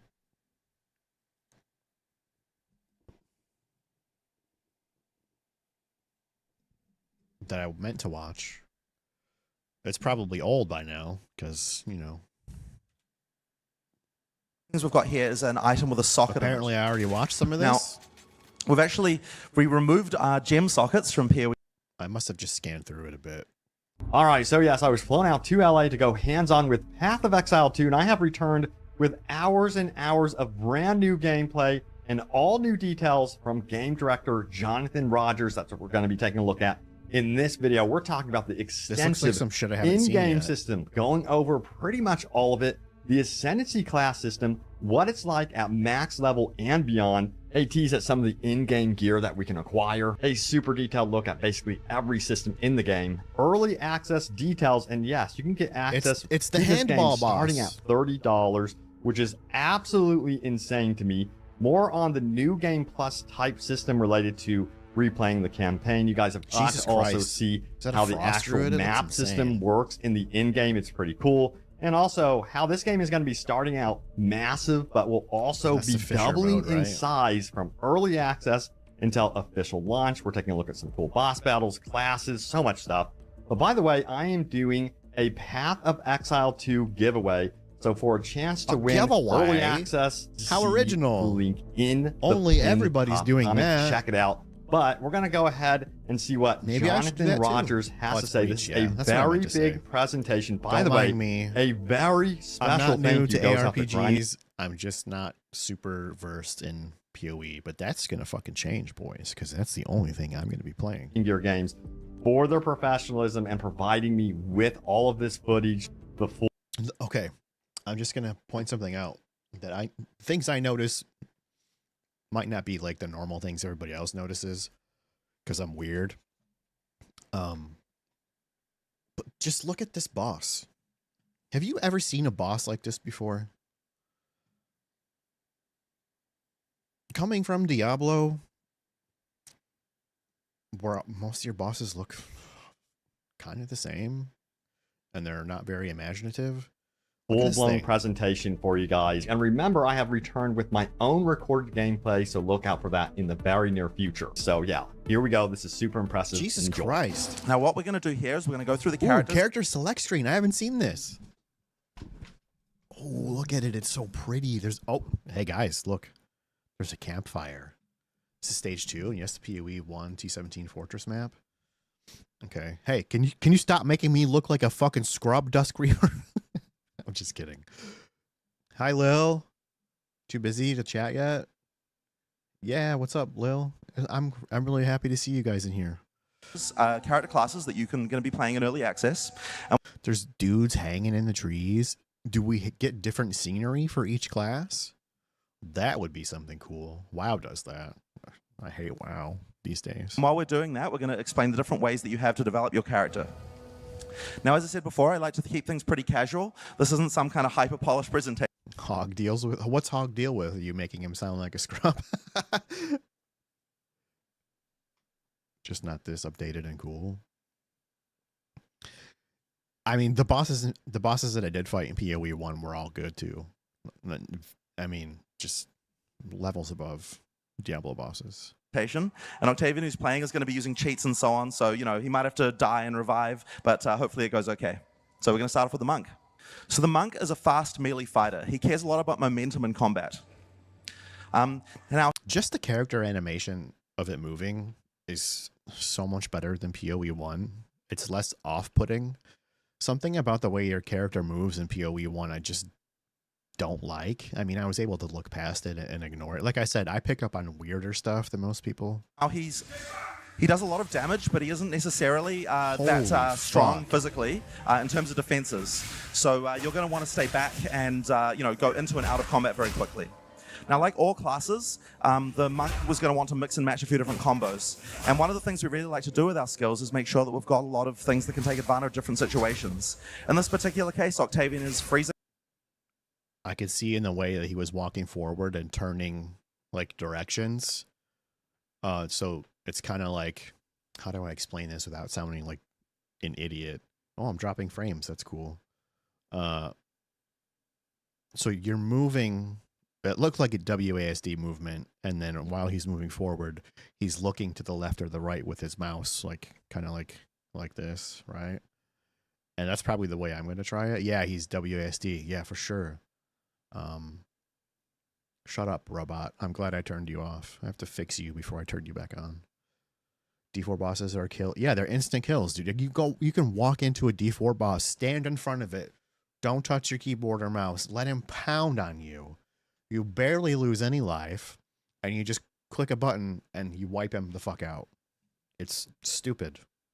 Monsters with this wave of frost, and then he's using glacial cascades to kill them. Look at the detail. If the end of the glacial cascade hits the monster and it's frozen, then it will do a AoE damage and do a lot of damage.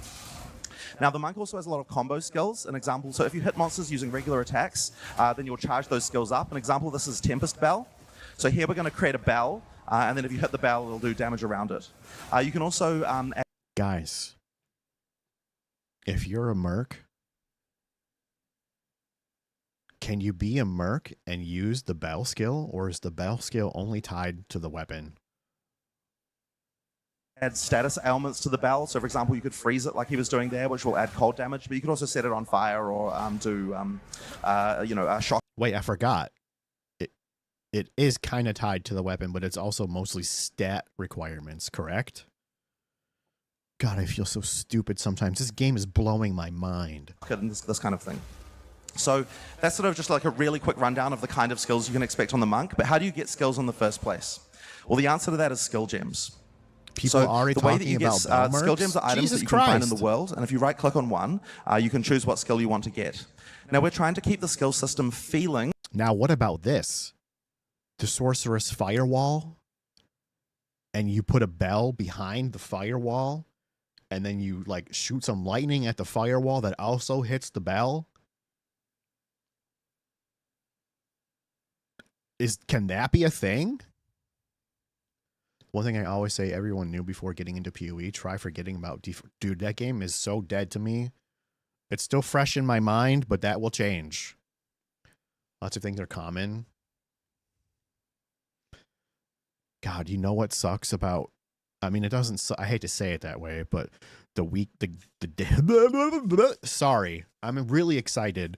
The day that the game comes out, I will have my kids for that weekend. So dad duty is always number one. I will never put a game before my kids. I cannot do that. I know I actually have friends who do that, and it's kind of sad. So I'll be doing dad duty when I'm needed. I will be having to take breaks, but I'm going to be streaming this game, and Woo! But yes, Bell has very short duration. Okay. I'm just imagining all of the weird shit that classes can do and then add the Bell to that. I'm kind of obsessed with the Bell and the big giant fucking shields the Warriors have. As much as possible, simple for new players. There's two things you can do here. You can either level up an existing skill or you can pick a new one, and that kind of interface is quite familiar. We have added things like tutorial videos for every skill. Frozen locusts will explode when attacked by you or your enemies. Effectively, we just want to make sure we're keeping this simple as possible. Now, what you do once you've got a skill gem is put it into your skill screen, and once you've done that, you can bind it and use it. This particular skill is called Frozen Locust that creates a little ice ball there, and then you can detonate that with your Glacial Cascade if you want, since it counts as a frozen object. Oh my god. Or the monsters can attack it and explode it that way, or you could use it in front of a boss who's about to slam and explode it that way.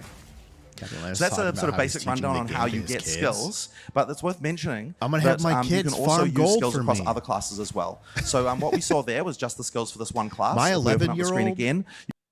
My 11-year-old likes simulation games, kind of like Hog, like a gas station simulator and shit like that. I've been trying to get... I'm clicking the pen. I'm sorry.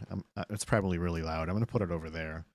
I've been trying to get him into RPGs. Sadly, he tried Diablo 4, and he was kind of into it, which makes me a little bit sad. Then I showed him Diablo 3, and he was much more into that. But if I could get him into... See, like, even this screen here... there's a simplified version of the screen, correct? If I could get him to play that and only use the simplified version to like get him used to it, I would love to play this with my son. He's 11.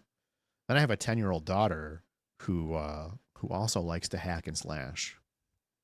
It's a gateway RPG. I'm gonna ruin my 11-year-old's fucking life. You can see that the skills for the other classes are still available. If you can, and my if you have the stats 7-year-old to use them, also you can plays use them games. just as well. And then there's lots of different interesting combinations you can use across classes too. So that's just a quick rundown on what you can expect for the monk. Show him Merc now gameplay? we're going to Yeah, move on dude, to he the likes sorceress. Call of Duty. I don't So want the to play sorceress Call of is Duty, our but his friends primary play it. He likes it. elemental spellcaster. She's going to attack mostly from range. She has high damage but low survivability. The area we're entering here is in Act 3 called the Forge. This is an area like an ancient Val forge where they were making various, forging various gold things.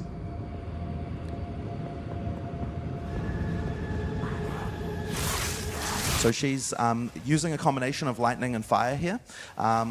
Once again, there's lots of interesting combos that we want to do, but one of the things that I'd really like to kind of show you to get a taste for one of the other character development areas we have in POE2 is support gems. So support gems are, in POE2, you get them by finding an uncut support. And when you open this by default, what you're going to see is just a few recommendations. If you go through the different skills the you have on the simplified left, version of the there's screen, different right? Because it shows recommended gems. Yeah, I'll show this to my son. D4 can lure people in by kind of looking easy on the eye, and we all know. Yeah. My advice is to plan to freeze or stun. Yeah, that's probably a good, successful first kill. I'm no scrub when it comes to ARPGs. So I don't really like needing my hand held in that aspect. But yeah, if I do go Merc, I'm going to do some icy goodness. But the plan is still to go Witch. But I do keep flip-flopping. Oh, man. It's stressing me out. Recommended skill gems for each skill that you have. So what we're trying to do is just make sure that for new players, it's very easy for them to pick something that's just going to work. In this case, what we might do for Spark is pick Pierce. The reason why that's good is because Spark is a skill that creates a lot of projectiles that run around the ground and then bounce off walls. If we're able to pierce through monsters, it means that they can bounce off a wall and potentially hit a monster again. So that can make it a lot more powerful when you are filling up areas with things like that. Oh, dude. We're going to try and relight up the forge here in order to be able to get to the boss. So that's what Octavian's doing here.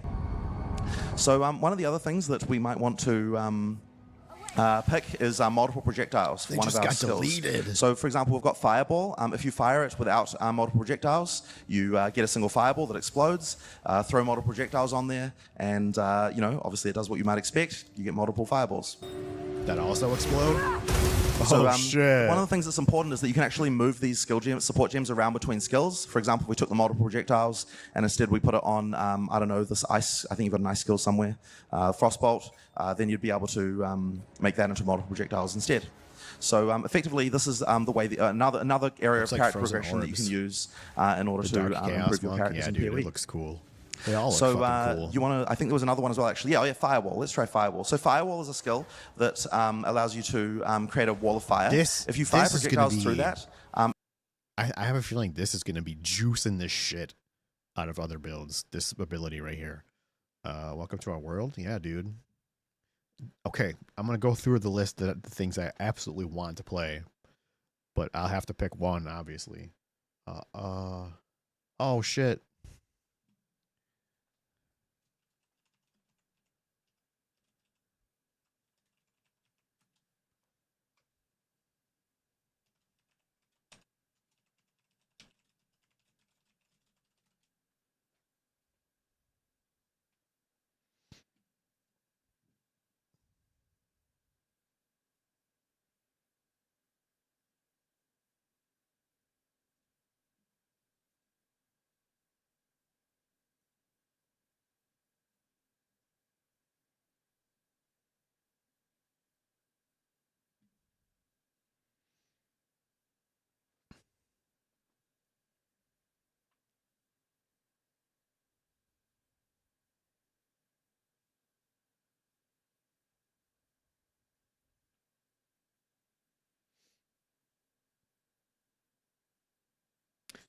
$30 seconds left on the ad.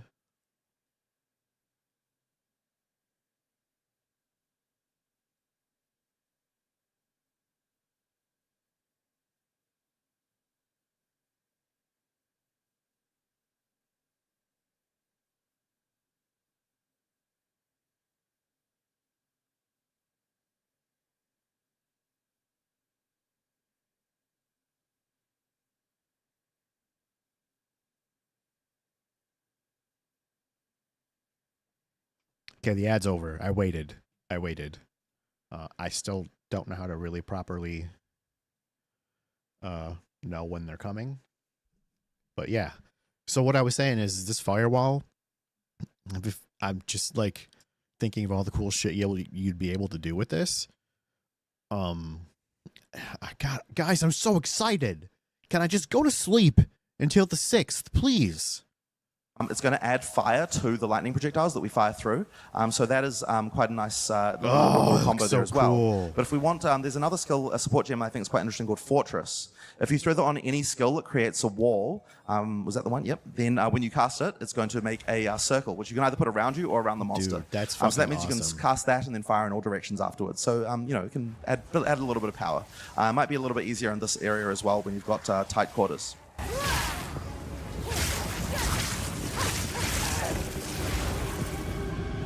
All right. Now, the next thing we're going to show is the Warrior. The Warrior! So the Warrior is our kind of big, tanky melee class. Unlike the Monk, he's a lot slower, but he hits a lot harder. Oh, he looks stupid.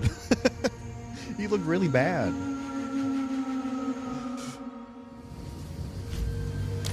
He's just going to change to WASD, which works a bit better on this class.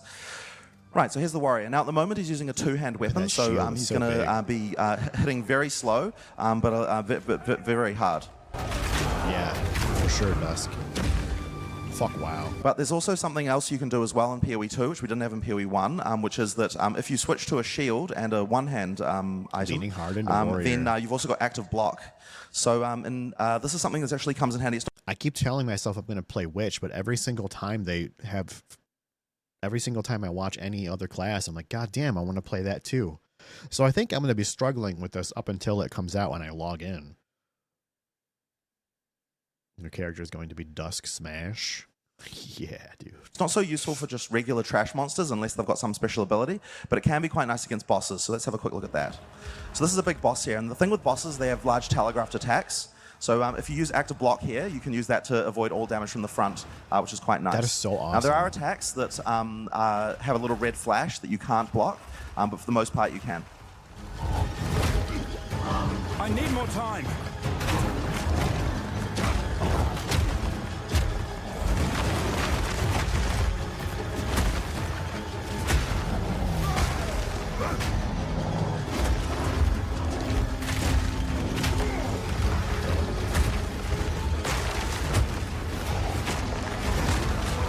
That's one thing I hate about that is the constant nerfing and buffing.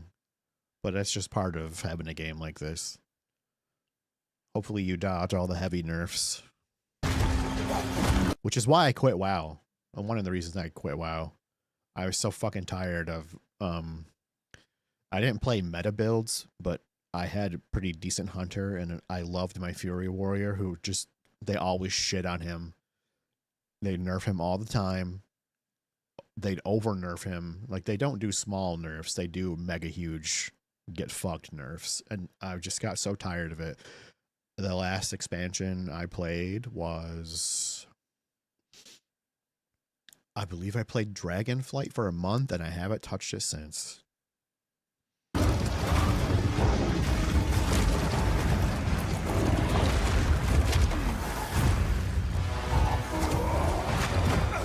I'm not into the hard nerfs. I mean, unless it's absolutely necessary. I hate to keep going back to D4, but the Spiritborn was absolutely necessary to nerf them, like no fucking question. But Blizzard, when it came to WoW, they would over nerf you like so hard. They'd give you like a 25% nerf to an ability. Think about that. That's a whole fucking quarter of damage or healing or defense. It's just stupid. Spiritborn is fucking dog shit and broken. Nobody wanted that fucking class.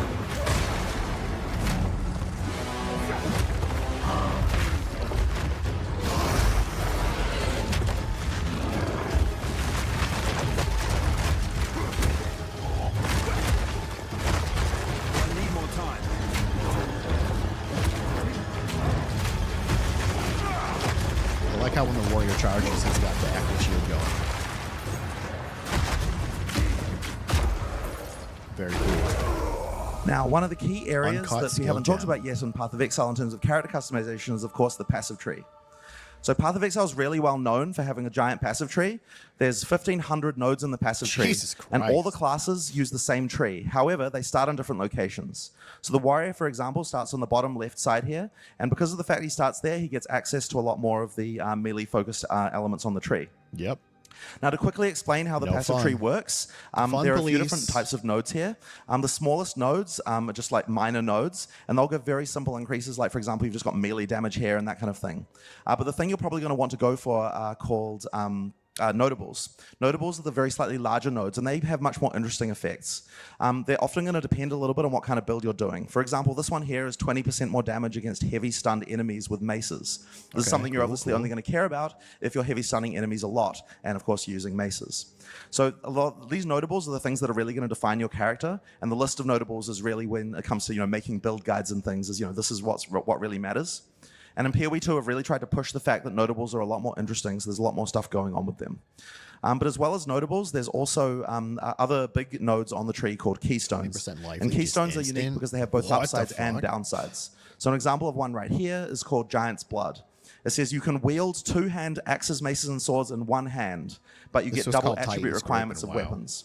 So effectively, if you want to use a giant two-hand sword, but you still want to use a shield, you've got a way to do that. You just have to meet the attribute requirements to do it, which could be tricky for in-game base. 1,000,000% if I play a warrior, I'm doing that.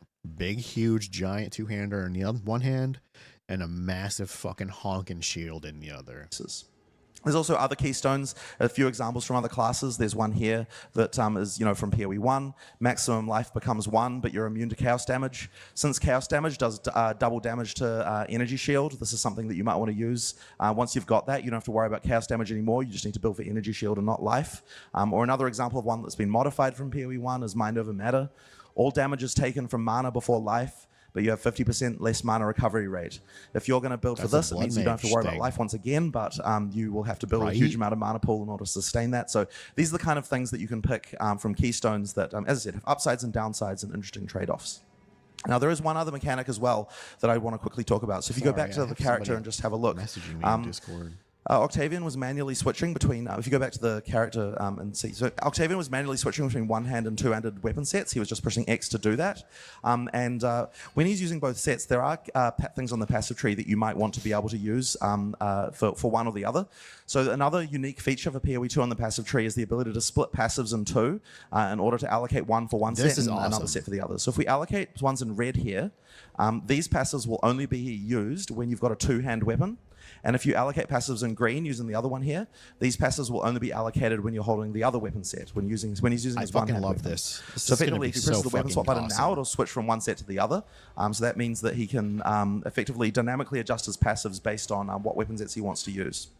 But the other thing as well is in order to make it a lot easier for you to be able to use different passives in your, different passives and different weapons for different skills, we also have the ability to pick for a given skill which weapon set you want to use it with. So for example, the Stampede skill here, if you've got a shield, then when you use the skill, it will be blocking the entire time, if you just demonstrate that quickly. So if you use a Stampede, because you hold your shield in front of you, you're blocking the entire time you're charging. And awesome. Using the one-hand weapon will also be a lot faster because it's got higher attack speed. So that's something we'd much rather use with a one-hand weapon. But when, for example, we're doing an Earthquake or a Double Slam, this is something that we probably only want to use with our two-hand weapon because we want to do the most damage. So that means we can turn it off with the other weapon set. And now I think Lil's going witch. Now when you use that, it'll switch to your two-hand weapon automatically. Hog's so effectively, this allows right? you to have multiple weapon sets and do a lot of different things. It's also very good for, for example, on the Sorceress earlier, she was using lightning and fire. She can have two different staffs, one that's geared for one that's geared for the other, as well as spec passive. I'm thinking about farming. So that's another character development feature that we have. The other build for boss. POE2. Next up, we want to talk about the Ranger. Who knows, dude? We'll figure it out. So the Ranger is our primary bow cast, bow user, and she's all about range and mobility. So one of the first things we did when we were developing the Ranger is we wanted to make sure that everything you do can be done while moving. So this just makes the game feel a lot... Can we all agree that they should just get rid of the Ranger now that they have the Merc? Am I the only one who thinks this? I mean, what's different about him? More fluid, so she's just a lot more mobile even from that.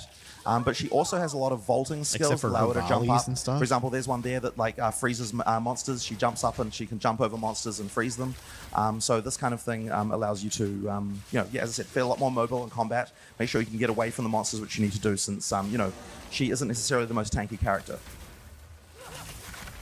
Now, one of the things you might have noticed if you're a POE1 player is the bottom left of the screen there. There's only 2 flasks, just a life and a mana flask. We've actually changed how the flask system works in POE2 very recently. Now you get 1 life and 1 mana flask, and that's all. And the reason we actually did that is we found that there was a problem in POE1 called Flask Piano, where everyone was just sitting there pressing 1, 2, 3, 5 constantly, flasking. The thing is, we've actually buffed flasks significantly so that each flask has a lot more charges, but you only get 1 of each type. Now, one of the main things that people were doing in POE1 when they were using flasks is they were using the other flask slots for mostly things that were making them resistant to various element types and so on. And so we wanted to have a system to allow that to still be the case and still have interesting character customization there. So we've added a new type of item called Charms. Charms charge up using flask charges, so as you kill monsters, but they automatically trigger in order to grant you immunity to certain things at the point when you get those things. So for example here, this is used when you become ignited and then grants immunity to ignite. So if you're having trouble with fire damage, then you can throw that on there. If you get ignited, it'll automatically quench you, and then it will charge up again from killing monsters. I like this little charm. Now, there are lots of different charms that have different abilities. They trigger on different things. They get you, they make you resistant to different things. I think that's a cool change. They can also get mods, from crafting and so on, so you can make them an interesting part of your build. But the point is, they're always automatic. You don't have to manually trigger them, so it kind of solves that problem of having to manually use flasks constantly. You get the ability to use more charms by getting higher level belts. This is relatively lower level, so you've only got 1 charm slot there. As you get higher level belts, you get more slots up to 3, and there might even be some uniques that lead to more charms later on as well, of course. Ooh. Now, one of the other things that we wanted to upgrade as well is that we found, so in POE2 there's a huge amount of encounters and bosses. There are actually 50 bosses in early access. There's going to be 100 in the final game. One of the things we've changed is we've upgraded the map to actually allow you to see all of those on the map. So if you zoom zoom in a little bit Yeah, there, you're right. you can see that there's a bunch of bosses and random encounters around the area. Near to where Octavian is right now, you can see that there's a boss called Silver Blackfist, and that means that in this area there's something to find, a boss to encounter. So yeah, as I said, the bosses often have things that you can use to increase your character power as well. So it's important to kill them.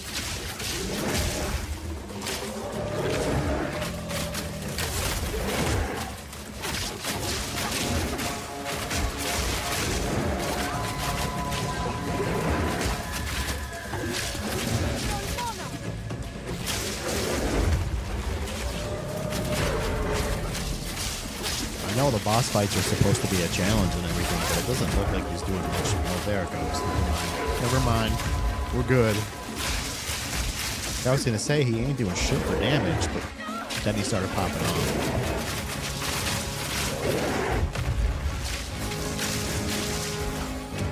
This thing is strong.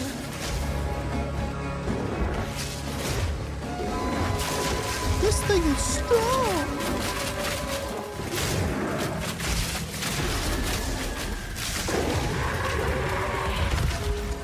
Forgive me, great creature. So as you can see, he dropped a Book of Specialization there, and this is one of the items that allows you to do the split passive points in the passive tree, but it also gives you more passive points as well. So it's something that you're going to definitely want to find. Now there are other bosses around the game that have different bonuses and so on, so it's definitely a good idea to explore all the encounters throughout the game and find all of those things. So next we're going to talk about the Witch. And while we're showing the Witch, it's also a good time to talk about one of the other character progression systems in Path of Exile 2, which is Spirit. So the Witch is a primary summoner, but she also has a range of other supporting skills. But the thing we want to show you first is just the fact that she often, and in fact all the classes use a resource called Spirit. So there's a new type of skill gem, an Uncut Spirit gem, which you can use here, and that'll give you a bunch of these, another skill screen with a bunch more abilities. What these ones are is for giving you things that are kind of somewhere halfway between a passive bonus and an active one. This one here called Grim Feast feeds on corpses to bolster your energy shield, but we've got lots of these for all classes. All classes can use them. For example, on Sorceress here you've got Outer Armor. There's one here called Raging Spirits, which means that every time you use a fire skill, it summons a Raging Spirit. So you can, like as I said, it's somewhere between like an active and a passive. But for the minion characters in particular, they're going to want to get a lot of Spirit because all minions are paid for with the same resource. So what we're going to do here is, in order to use Spirit, effectively what you do is you go to the skill screen, and if you've got minions there, you can just click the little plus button, get some extra minions, and there you go. Now, these are permanent minions, which means that if they die, they're going to respawn again automatically. You don't have to spawn them constantly. And that means that it's during boss fights and things like that. It makes it a lot easier. You don't have to worry about having to have corpses every time, that kind of thing. But we also do want to support large minion armies, and because of that, we also have minion skills that you can summon from corpses as well. So all these little scorpions here, those are summoned from corpses. While you're clearing, you'll get large armies. During boss fights, it'll be a little bit more focused using the minions, your permanent minions for the most part. Now he's also got some other supporting skills, a lot of things focusing on chaos damage. So he's got a skill called Contagion that'll spread between monsters and other things like Essence Drain and so on, like just a few other chaos damaging skills. Now the other thing with minions is that all the permanent minions come with extra abilities that you can trigger manually. So you see those little markers on your minions, you can use those to explode your minions. So that's the Arsonists, it's their ability. They'll throw a little bomb and explode your minion. There's also other ones. For example, the snipers have the ability to create little gas clouds. And the more minions you have, the more often you can use those abilities. So effectively, it means that each minion also effectively serves as an extra skill as well as being a meat shield for you as well. That's crazy. That's a quick introduction to the Witch. But now we're going to show off the Mercenary. Here comes the Merc. Oh, actually, wait, no, we did miss something. Sorry about that. Right, so just one other quick thing I wanted to show you as well is that the Witch has a lot of other summoning options, even beyond just the ones that we've picked, because she also has things called Spectres. So basically, anytime you kill a monster on the ground, it can be turned into a Spectre. We've actually created one here from Act 1 called a Cultist Archer. They cost quite a bit of Spirit, so we're going to unsummon a couple of the Arsonists and put this Cultist Archer in. Now, the nice thing is that because lots of monsters in Path of Exile have different interesting abilities, all those abilities can be used by the summoner as well. So this one has the ability to summon these like purple polyp things that both slow monsters and add weakness to chaos damage as well. She's using it there with those little things that exploded there. Because those are going to make monsters weaker to chaos damage, it'll be a very good part of this build. It's not as many minions, but the nice thing is that it'll actually end up being more DPS, and I think for bosses it probably is better for this build than not. That's what these are just wiping the fucking floor with everything. So moving on, let's have a quick look at the Mercenary. So the Mercenary is another ranged character, but this time using crossbows. Now, the main difference between a crossbow and a bow is that crossbows fire instantly, and they also have an ammo mechanic where effectively, you fire until your clip is empty, and then you have to reload. So it plays a lot more like an FPS. And we've got lots of type of FPS type weapons as well. I just changed to WSD here because this character plays a lot better in that way. So if you've got like a shotgun type weapon, you've got a assault rifle type weapon. God damn, it looks so fucking good. And various other types. You've also got attached grenade launchers and things like sniper rifle type weapons and so on. Now, this plays very differently to the other classes, but I think it's really fun. It's just like a whole different sort of feeling of the game. It's like Call of Duty.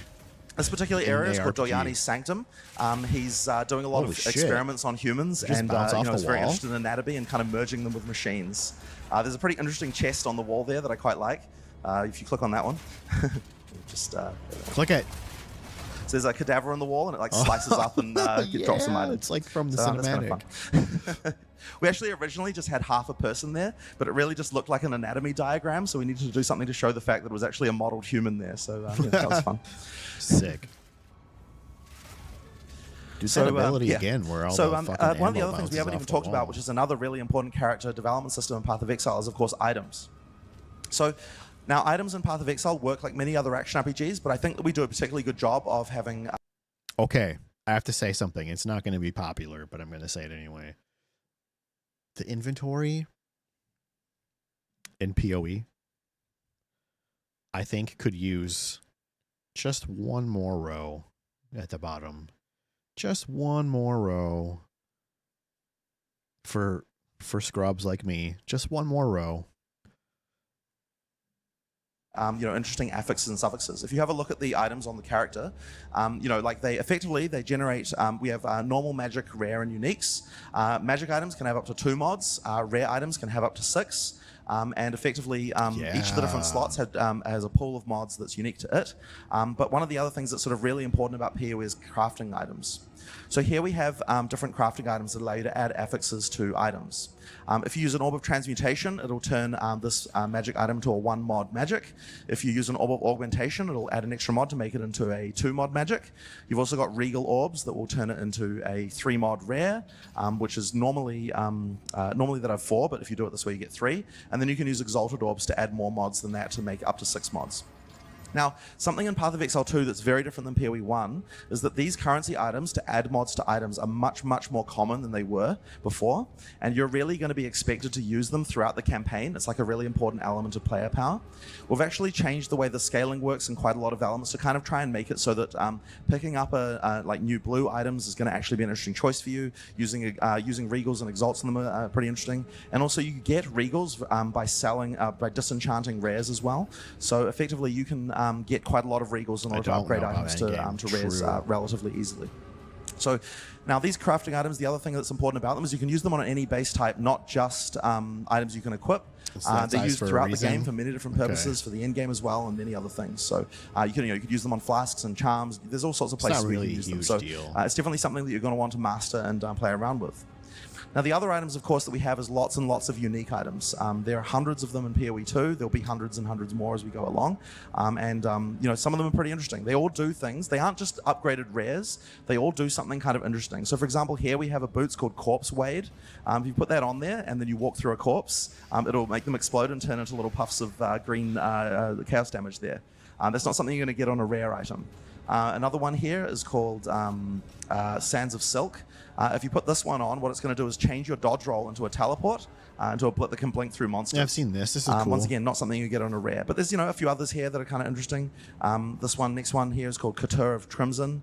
It makes Life Leech overflow maximum life, so as you attack monsters, you can get like over health above your normal maximum if you're using Life Leech. Another one here, for example, pretty simple in some ways, is Quill Rain. This thing here just has ridiculous attack speed, but low damage. If you want to make an interesting bow build where you're just making, where you want to hit huge amounts of times, don't necessarily care about the damage dealt, Quill Rain is going to be something for you. Or another one here called the Wailing Wall. This one here disables shield skills, but makes you able to block damage from all hits without having to raise your shield. So effectively, if you want to be able to block a lot of damage, but you don't care about being able to use other shield skills, this could be a good one. So all of these are what we call build enabling. They're interesting things that you might be able to build a character around, do something interesting with, and they're a big part of how the in-game, things that you can find at in-game, things that you're going to be sort of going throughout the game, things that might affect how your character is played. So, on the eve of the end, the demon of Atzoatl has finally come for me! Ooh, boss fight! I bear the burden of our future!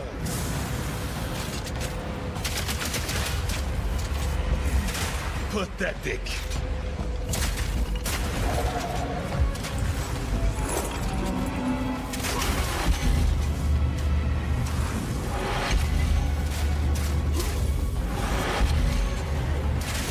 Boss fights look so fucking awesome.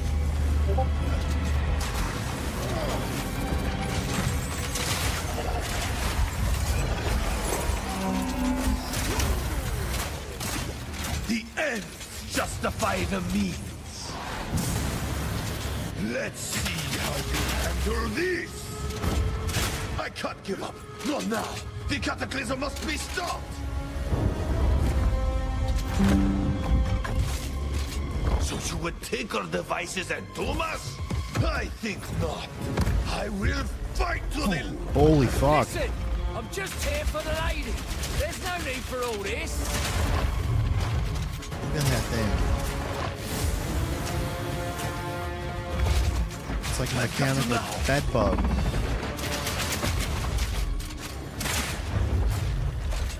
Freeze! Please!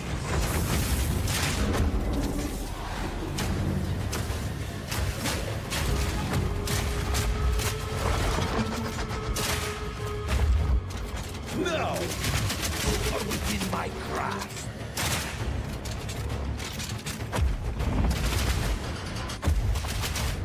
Activate the beam!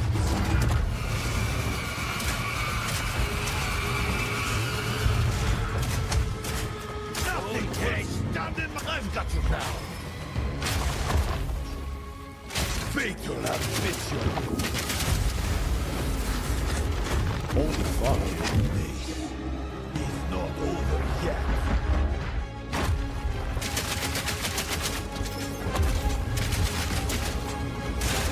What time is it where you are, Will? In Germany?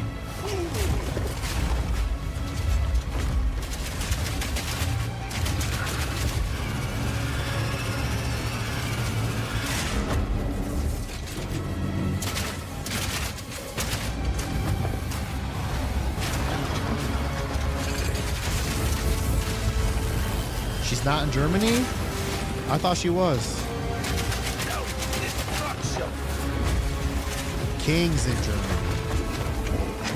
I'm such a failure.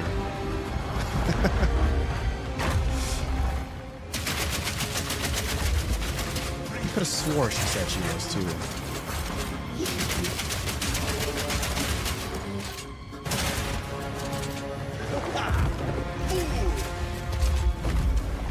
Need a sec.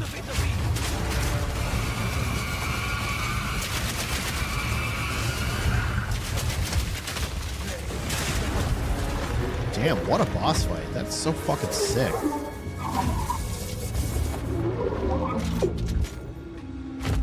Get his ass. Get him. All right. Oh, you're in So far we've been showing you footage from the campaign. Czechoslovakia? One of the really important things in any action RPG is the end game. Now, something that happens almost every time a new action RPG launches is people saying there isn't enough in-game content. We really want to make sure that in POE2 people don't feel that way. Yeah. And it's something that we actually changed our priorities for as a studio relatively recently. Now, the first 3 acts of POE2 take around 25 hours to complete. This is already longer than many campaigns in other games. On the other hand, people spend hundreds of hours in in-game. We realized that finishing the rest of the campaign for early access instead of working on in-game would actually be a very bad idea. So instead of having acts 4 to 6 in early access, it's much better for us to concentrate on in-game and make that great. Watch it take If you're 30. a new player, a 25-hour campaign is already a huge game with plenty of content. But if you're an existing action RPG player, then what you're going to care about is the in-game challenges that you have to complete. If we'd launched with a double-length campaign and a bad endgame, we'd effectively have to say, hey, trust us, a good endgame is coming later. But if we launch with a 25-hour campaign and a great endgame, then people can easily understand what's coming when we say, oh, yeah, and there's 3 more acts coming really soon. Now, in early access, there are 50 bosses currently and around 400 monster types, but effectively the game is going to double in size during early access into be 6 acts with 100 bosses and around 800 monster types. Full of shit. Now, the great thing is the rest of the game is like 80% there, and so we'll be adding content very quickly during early access, and so you can expect to see a lot of that coming really quickly. Now, in order to make the endgame happen at the same player level, we've had to add a second difficulty called Cruel difficulty, where you repeat the campaign with all the monsters and bosses harder, but also better rewards. If you sort of look at it in traditional game terms, you can think of it as a kind of like new game plus type thing, but we've actually made quite a lot of changes to the game throughout as well, which you'll probably enjoy as well. And that'll take you to around level 65, which is where the endgame begins. So, let's talk about what the endgame is. So in PoE, there are many different in-game grinds. One of the things that's kind of really important is that people feel like they've got a choice between many different types of activities in the in-game. So for PoE2, at the start of early access, we're going to have 8 primary in-game grinds that you can do, all of which have their own sort of systems for leveling them up, improving them, unique rewards, player power that you can get only from them. And we're going to introduce the first 2 of them right here during the campaign, which are the Ascension Trials. So the Ascension Trials in Path of Exile 2, you do encounter them in the campaign to start with, but then they level up all the way to endgame and they have interesting mechanics. So this first one here is called the Trial of the Sekimas, and it's actually a sequel to Sanctum League from PoE 1. So we've actually done quite a lot of sequels to leagues from PoE 1 with new mechanics and new stuff, but all of them have new things going on. So basically, in order to the Trial of the Sekimas is a place where the Maraketh came to be tested and gain power. In order to gain entry, you need a coin containing the soul of a djinn, and then once you put it in the relic altar there, then you can enter and where did the coins start drop playing. From? Now, the trial is made up of various different rooms, and it works a little bit like a roguelike type encounter system, where effectively you pick each room, and then within each room there's a different challenge. This one is a ritual trial, I think, which has these monster summoners. So they're effectively summoning monsters, and you want to be able to kill those as fast as you can to complete the room.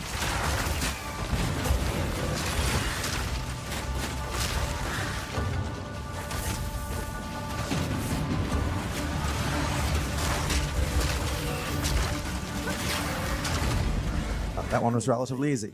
So once you've completed the room, you can go into the next room to get your reward. Now in this case, we have a silver key. Keys can be used at the end of the trial to be able to get rewards, but effectively you have to be able to survive the entire trial to be able to claim them. Right. Now this is the map for the trial, and you can effectively pick what type of room you'd like to go to next. There are a few different issues.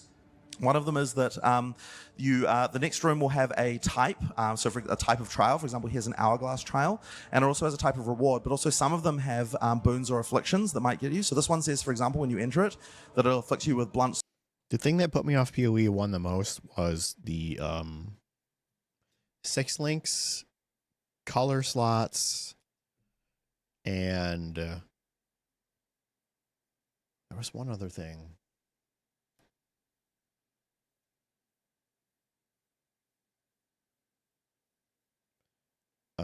I don't know what else, but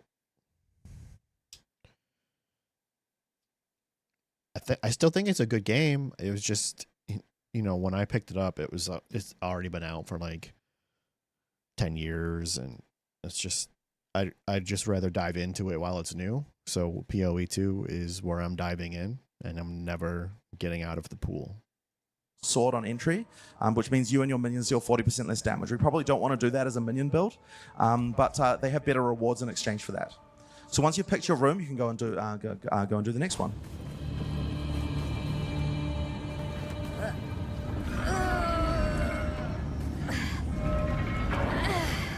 Now this one's a time trial. You have to survive and kill all the monsters. Now one thing that I didn't mention at the start of this is that unlike in the normal game, if you take hits in this mode, then you're going to lose a resource called honor. If you run out of honor, then you have to leave the trial. So effectively you want to really try and play these runs as hitless as possible. And that means that all the monsters we've selected usually have to be avoidable in some way, have dodgeable mechanics, and that's sort of why Octavian is playing as safely as he possibly can here. He doesn't want to get too close to the boss or that monster there. A Wicker Tiara just dropped, bro. Pick that shit up. Oh yes, it is. Okay. No, it's okay. Don't worry about it. Okay. All right, so once the trial is complete, once again, you can go and get the reward, which in this case is a bronze key again, because we picked one that had the same reward. We'll do one more. So that one's a Sacred Water Fountain, the Chalice Trial. Yeah, sure, let's do it. All right, cool. The next one's called a Chalice Trial. Effectively, there's a blood chalice here, which you need to fill with blood by killing rare monsters in this area. Once you've killed all the rare monsters, you can continue. Now there are a lot of different rooms in the trial. There are around 70 in level 1, and they're random, what you get each time. So you should expect each run to feel quite different, and the kind of stuff you can expect to find, you know, the kind of boons and afflictions you get, the monsters that you'll face, this kind of thing. All of these are very different. And there's also 4 floors as well. This is just the first floor. Each floor looks different and has different mechanics, rewards, and so on as well. So there's quite a lot of content here.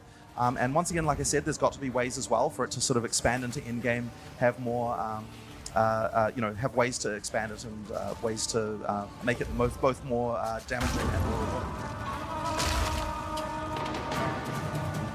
You find it overwhelming mostly due to the barriers?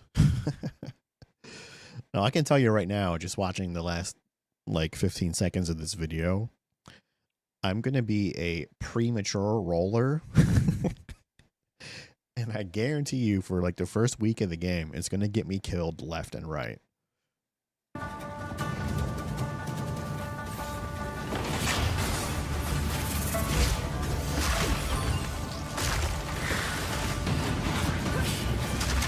Oh, Lil, by the way, how's the audio? Video shouldn't be too loud this time.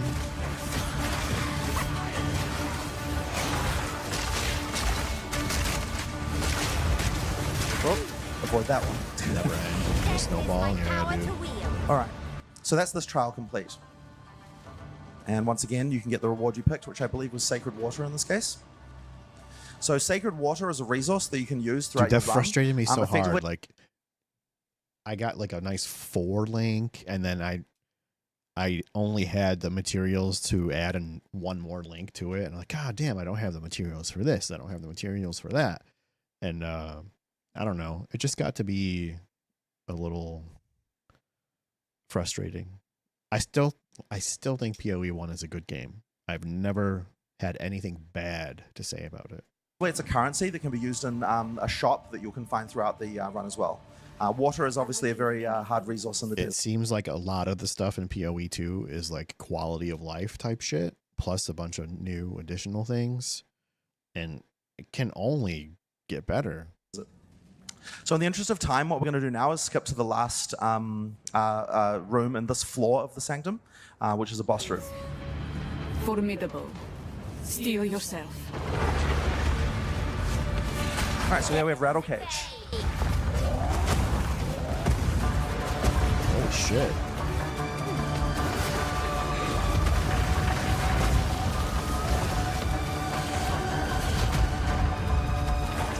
I can't wait to see what this game looks like on my fucking OLED monitor. Audio is much better. Only if somebody did talk at the same time. It's 50-50, but it's much better than last time. Good. I can turn it down even just a little bit more. I can hear everything loud as fuck, but I found out a way how to turn it down for you guys.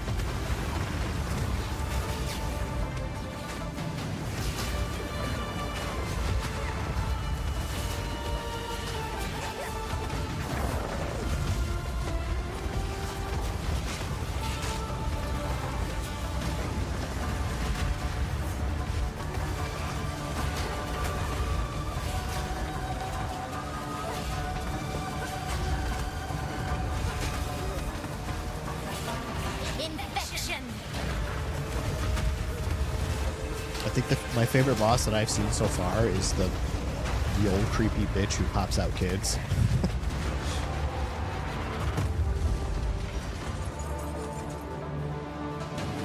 Children. So that's the boss of the end of the first floor of the Sanctum, but there's lots more boss. bosses in Sanctum to find. As I said, there's multiple floors. They each have interesting things. Ooh, did you see the login screen? Oh, it was beautiful. Various different chests. The keys that drop give the ability to open these caches here. So you want to pick which one because each of them have different types of rewards in them.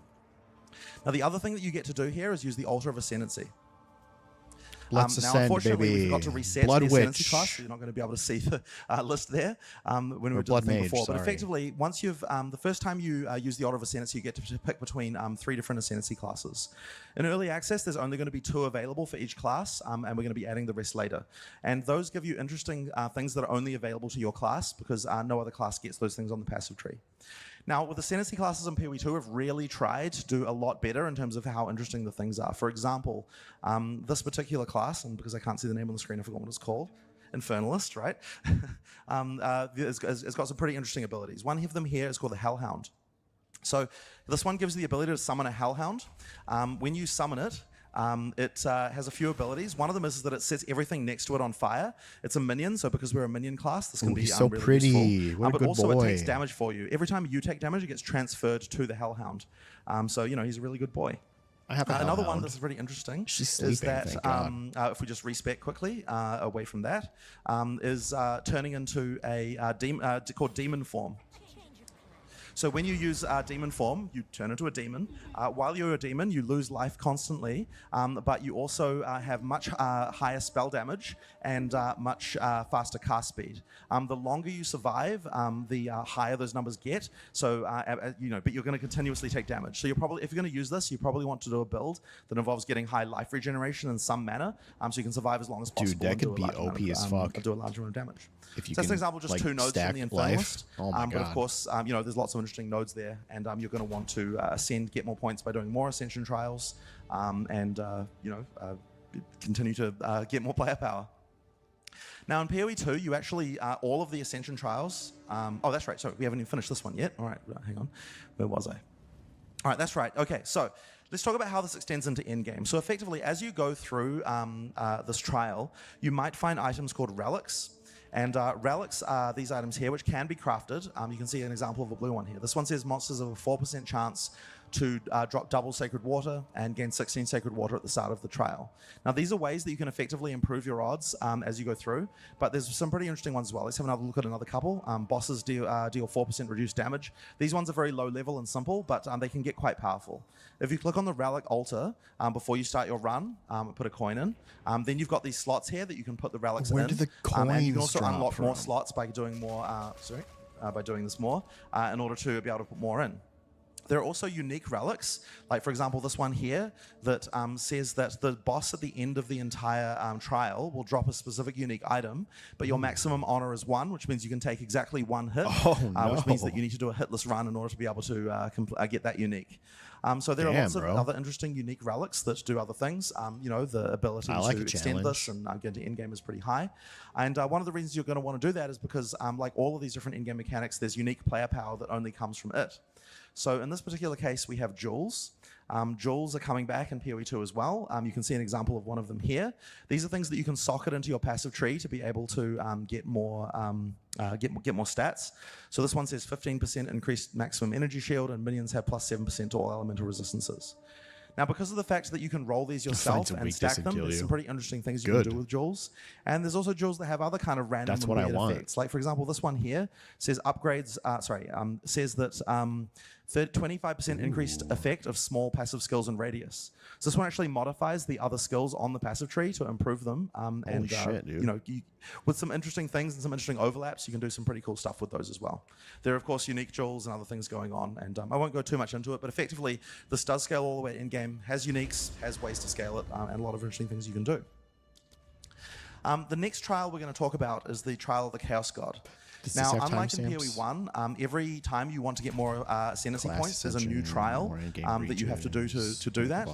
So this is the second trial that you can do, and once again, it's also an in-game mechanic that that can be expanded upon. So we're going to use the mercenary for this one. Now, this is the one you're going to encounter in Act 3 for the first time, but as I said, it extends to endgame as well. Finishing the Ascension Trial was kind of an ancient rite for the Varl that conveyed power and respect. Entry requires a token from a strange entity called the Trial Master. And this is actually a sequel to a league from POE1 called Ultimatum, but it works very differently. So to start with, he's going to offer the trial, make the offering to the trial, and then he can walk in. Now, before you enter each room in the trial of the Chaos God, you're going to have to pick from one of the downsides that's going to affect you for the entire rest of the trial. So the Trial Master is here, and he's going to offer you an item to start with. Here's the item that you're going to get if you complete this room. And he's also going to say, pick one of these 3 things that's going to potentially hurt you. In this case, we're going to pick blood globules, which will one of the easier ones. And what that's going to do is mean that these blood balls are going to appear and slam down periodically. Are you ready, Challenger? As you walk into the room, I'll he's going wait to and summon a watch bunch it of with these him in monsters. his Now, each stream. of the rooms has different mechanics. This one's very simple. You just have to kill all the monsters. Not Jedi.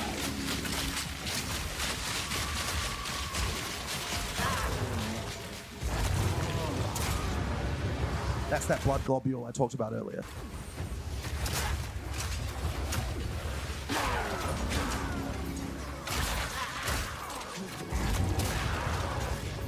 Now, the blood globule may not seem very threatening right now, but as you go through each room, you're going to add more and more mechanics that are going to hurt you, and so it can get quite intense by the time you've gotten to the end. One down. Who's next?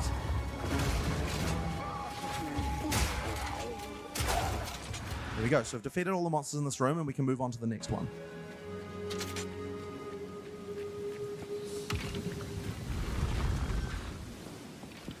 So as we move to the next room, once again, the Trial Master is going to give us a choice. Basically, sort of double or nothing. Do you want to take another reward and make the game harder again, or do you want to take the rewards you've already received so far and leave with your ill-gotten gains?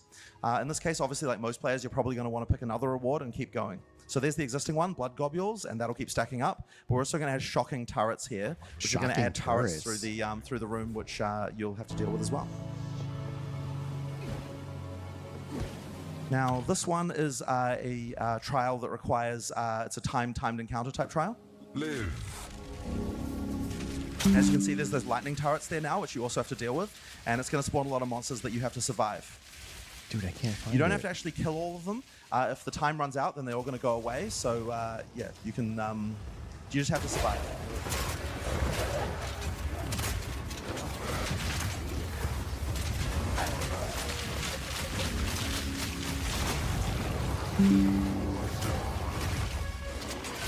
Jesus. And the Varl had a culture of risk-taking, so all these kind of risk versus reward mechanics very much work for them. The way they crafted and a bunch of other things like that all sort of relate to this kind of risk-taking behavior.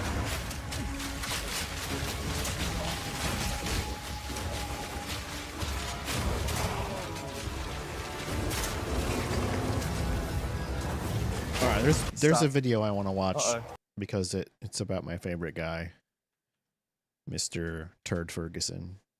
If it's one thing I love, it's drama. And not just any drama today. We're going to talk about Diablo 4 developer drama. A little bit of saltine on the actual spice. I caught like the last launch 3 minutes of this video the other day. 6th, and the stream that it showed the other day was absolutely phenomenal. If you haven't seen my recap of it, check it out here in the link down below. The thing is, though, not everybody was happy about what POE2 is actually doing. You'd be surprised. People were actually upset, perturbed, dare I say, salty about the entire thing. the Diablo Even though nerds. the fan base of ARPG enjoyers has been reveling in the actual content that is going to be showing, POE2 has shown exactly what Diablo 4 has been missing and why every single time I've criticized D4, the defenders have shown up out of the woodwork to say, well, it's for casuals. I don't want to grind forever when I play. I just have an hour or two to play here and there. D4 is perfectly fine. Even our old buddy Jez Corden had something to say about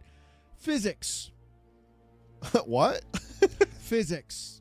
What the is fuck? His counterpoint to Path of Exile, when in reality the counterpoint to D4 is there's no content. But let's see what actually happened, shall we? Because our boy Rod Ferguson, the man who actually killed Gears of War, decided to weigh in on Rod Diablo Ferguson's and piece Path of shit. Exile. This is going to be a tweet for the ages, let me tell you. Now, I have never seen anyone more salty than this, and by George, the salt, it flows. Let's go ahead and see what Rod Ferguson had to say. Feels like the genre of quote-unquote ARPG is starting to mean a lot of different things. So stupid. No, it doesn't, Rob. No, it doesn't, but let's continue. Much like Souls-like and roguelike. No, we're going to stop.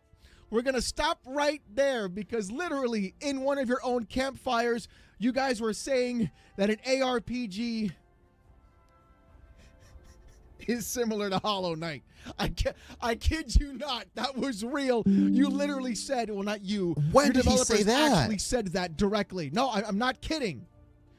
Hollow Knight as an ARPG. I don't remember that. Let's continue on this, shall we? What a fucking idiot. If we could normalize Diablo-like for ARPGs that follow the Diablo formula. Ah, yes. I wonder if we could just totally control an entire genre of game to make them say Diablo instead of Path of Exile. Rod, this has been one of the most copium-induced filled tweets I've ever seen. Instead of just saying, wow, POE2 and Grinding Games is doing something really amazing, I wonder what we could learn from them to make Diablo 4 better. No, why don't we just control an entire genre instead? Make it called Diablo-like. Even Diablo-like wouldn't make sense because it's an action role-playing game on its original design. What are you going to copyright? An isometric camera perspective and stat points? You fucking clown. This is why I knew from the moment you were signed onto this entire project, it was going to go downhill. Yeah, Ever since Diablo 3, I knew the game and the series was going downhill. D4 was going to be a return to form. Hopefully, probably. The artwork looked good. The music was pretty good. But then when you showed up with literally zero content, a completely neutered skill tree, the inability to even actually have fun while playing the game. Now you're talking about the skill tree. We could call things Diablo-like. The skill tree in Diablo 4 could have been designed by a monkey.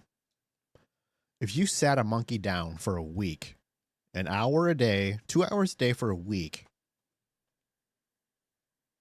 and you explained to him, oh my God, it's so basic. It's like the most basic shit you've ever seen. Even Diablo 3 had more options and choices and variety. Like, that would be so cool, you guys, to think about us. Nobody cares about you. Great. Literally nobody cares about you. You had the opportunity. You had the vision for people to care about you, but you squandered it. Let me show you why. Here is the Google Trends over the past 5 years. As you can see, I've seen right this around part. May in 2023, man, everybody's looking for Diablo 4. Oh, June. Well, look at that, June 2023. Everybody wants a piece of good old Diablo. But then all of a sudden, July, August, September, October, November. Expansion came out in December, January. Nobody gives a shit. And this is compared to fucking Path of Exile. The fact you cannot sit here and say to yourself, we had the opportunity for everyone to jump on this train to really show exactly what Diablo 4 was going to be. To really go out there and push for content, decide what was going to go on, push out the actual ARPG that started the entire genre.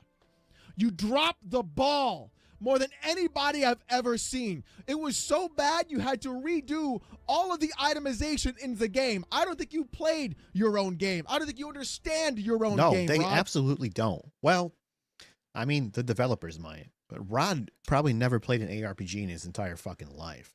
Rod probably never even played Gears of War before he joined that fucking team. Rod should go back to making train simulator games and fuck off. Get him the fuck off any game that means anything. He is an absolute fucking dumb fuck. And you want to come out here? The only thing he's good for is rushing a game out the fucking door. And that's exactly what the fuck he did. And be this salty that somebody else, a couple of dudes in New Zealand, sitting there putting other shrimp on the Barbie, that's an old Ace Ventura joke, by the way, are sitting here doing the job better than you ever could. Yeah. How many people were on the Diablo 4 team? Wasn't it like 9,000 people? 9,000 fucking people made like a massively shittier game than GGG made. 9,000 people. Think about how many fucking people that actually is. You could fill an arena with 9,000 people. GGG had what? A couple hundred? If that, on their fucking team? their game is fucking going to be far superior in early access. Early access. Rod put out an entire launch and an expansion, and it's nowhere near what POE2 is going to be. In a small office are literally putting an entire team of Blizzard to shame. And I'm angry, not angry because of the fact that Rod Ferguson tweeted what he said. No, I'm angry because of the fact that every single time Blizzard has come out and said, we're going to do this thing, I think to myself back when I was 12 or 13 going, boy, wouldn't it be awesome for Blizzard to make a comeback once finally? It would be, wouldn't it? And what does Blizzard do? They drop the fucking It's not a tree or skill tree. It's a skill line. Every single time. There is no way a franchise like this, like Blizzard, can drop the ball. It is statistically impossible for you guys to actually be this bad consistently. Yet here you are over and over again. I don't understand how you constantly do it. But the fact that you set yourself up like this, Rod, consistently to get made fun of, and then you get all pissy-wissy about it is really the funniest part about it all. Let's show some other tweets and replies, shall we? So you know what? Let's not just see what actually happened. I have an ad coming in 4 minutes. Let's take a look and see what the tweet replies were. Oh, also, really love the ratio you're getting there, Rod. Way to represent a AAA company and development studio, not looking at it and saying, oh, we could do better. No, let's go ahead and call it Diablo-like. How do you normalize Diablo-like if no one likes Diablo 4? I hearted that tweet. I couldn't have said it better myself. I literally couldn't have said it better myself. Does it include microtransactions? The only way to cool armor? If so, no. Jez, when are you going to come to the actual site that probably has content for an ARPG? Who the fuck is Jez? When are you going to realize, Jez, that maybe for once you can stop playing an ARPG that doesn't have content and one that gives you actual content to play? Imagine running pit level 200s and doing nothing with it. There's Hog. Couldn't be me. Hog, my boy, my good old southern dog right there, man. Imagine the game director of a major AAA company posting that he's jealous another game did a better release. Click on Hogs, because I'm in his replies. Click on it. Man, this is... Even Hog, even Hog got you, bro. Even Hog got you. And a good old Darth, look, he's a really nice guy. Can't set him up like that, my man. No, you cannot. Look, I love Try. He's the nicest guy you're ever gonna find in POE, in the POE community. Period, hands down. Literally the sweetest dude. Even he had to get in on this. Thank you for making video content. Take coming soon, my man. Take coming soon. When you have literally the guy who is the poster child of what every company wants him to have representing their game, doesn't say a single bad word ever in his entire life. And this is the dude going, thanks, bro. You really fucked up on this one. Subtract him. Look, my gray-haired brother right here. So what genre would you Diablo 4 Immortal since they don't follow the formula of it being a good game?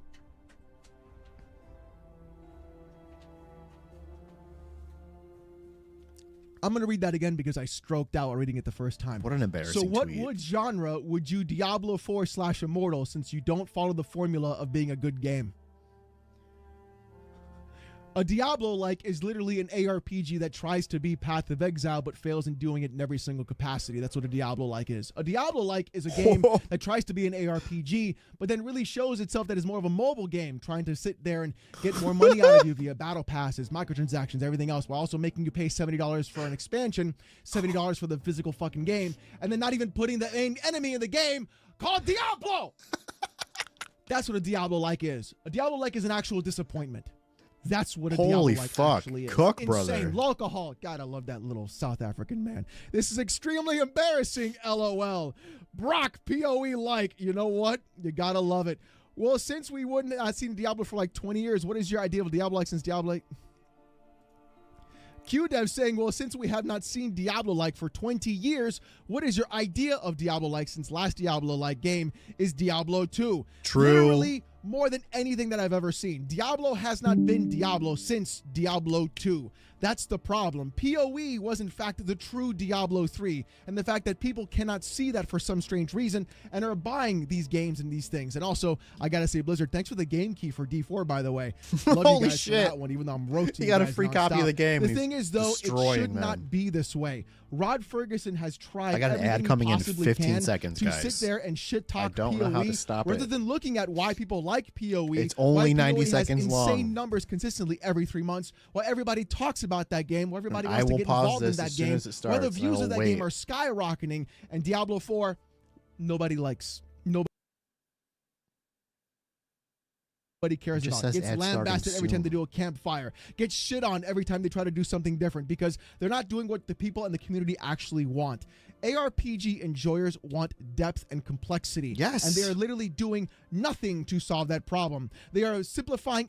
I don't want everything to be simple. Not everything should be simplified. Everything they possibly can, providing zero content at endgame. It's been, what, 6 seasons?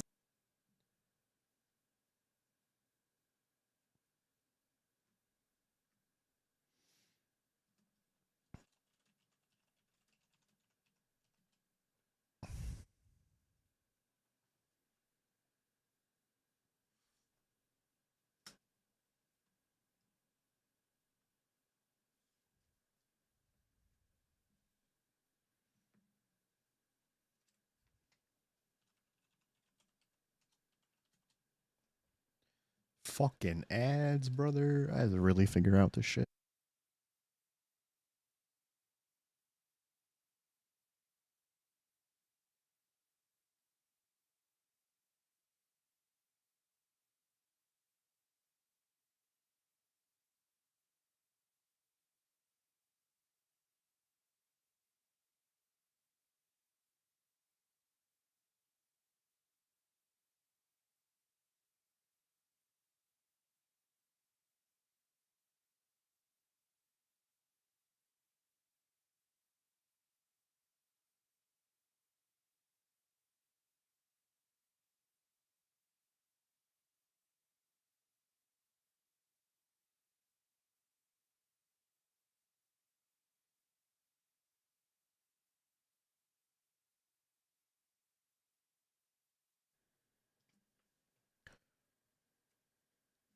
All right, looks like the ads are done. I waited for y'all.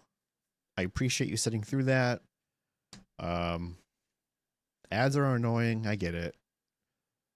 I made them as short as I could. Now you're getting embarrassed by your own community. Even Riker is the even biggest Riker was ARPG roasting reveal him. ever. I wonder what it is. I wonder what it's gonna be. This is absolutely embarrassing. What Blizzard should do, what Rod Ferguson should do, is stop trying to make this a thing. This is like... No, you're wrong. What Rod Ferguson should do is resign and get the fuck off the team. That's what he should do. In fact, Daddy Phil Spencer should just fucking fire him. Especially after this tweet. This tweet is inexcusable. It makes you look like a fucking amateur, a crybaby, and a massive pussy. What's that movie, Mean Girls, when they're like, fetch? Fetch isn't a thing, bro. Diablo 4 isn't a thing. Diablo-like is not a thing. There's a better chance of it being POE-like than Diablo-like. Just call it an ARPG.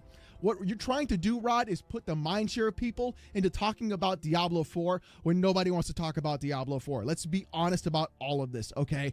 This is more embarrassing and cringe than even this entire video. Straight up.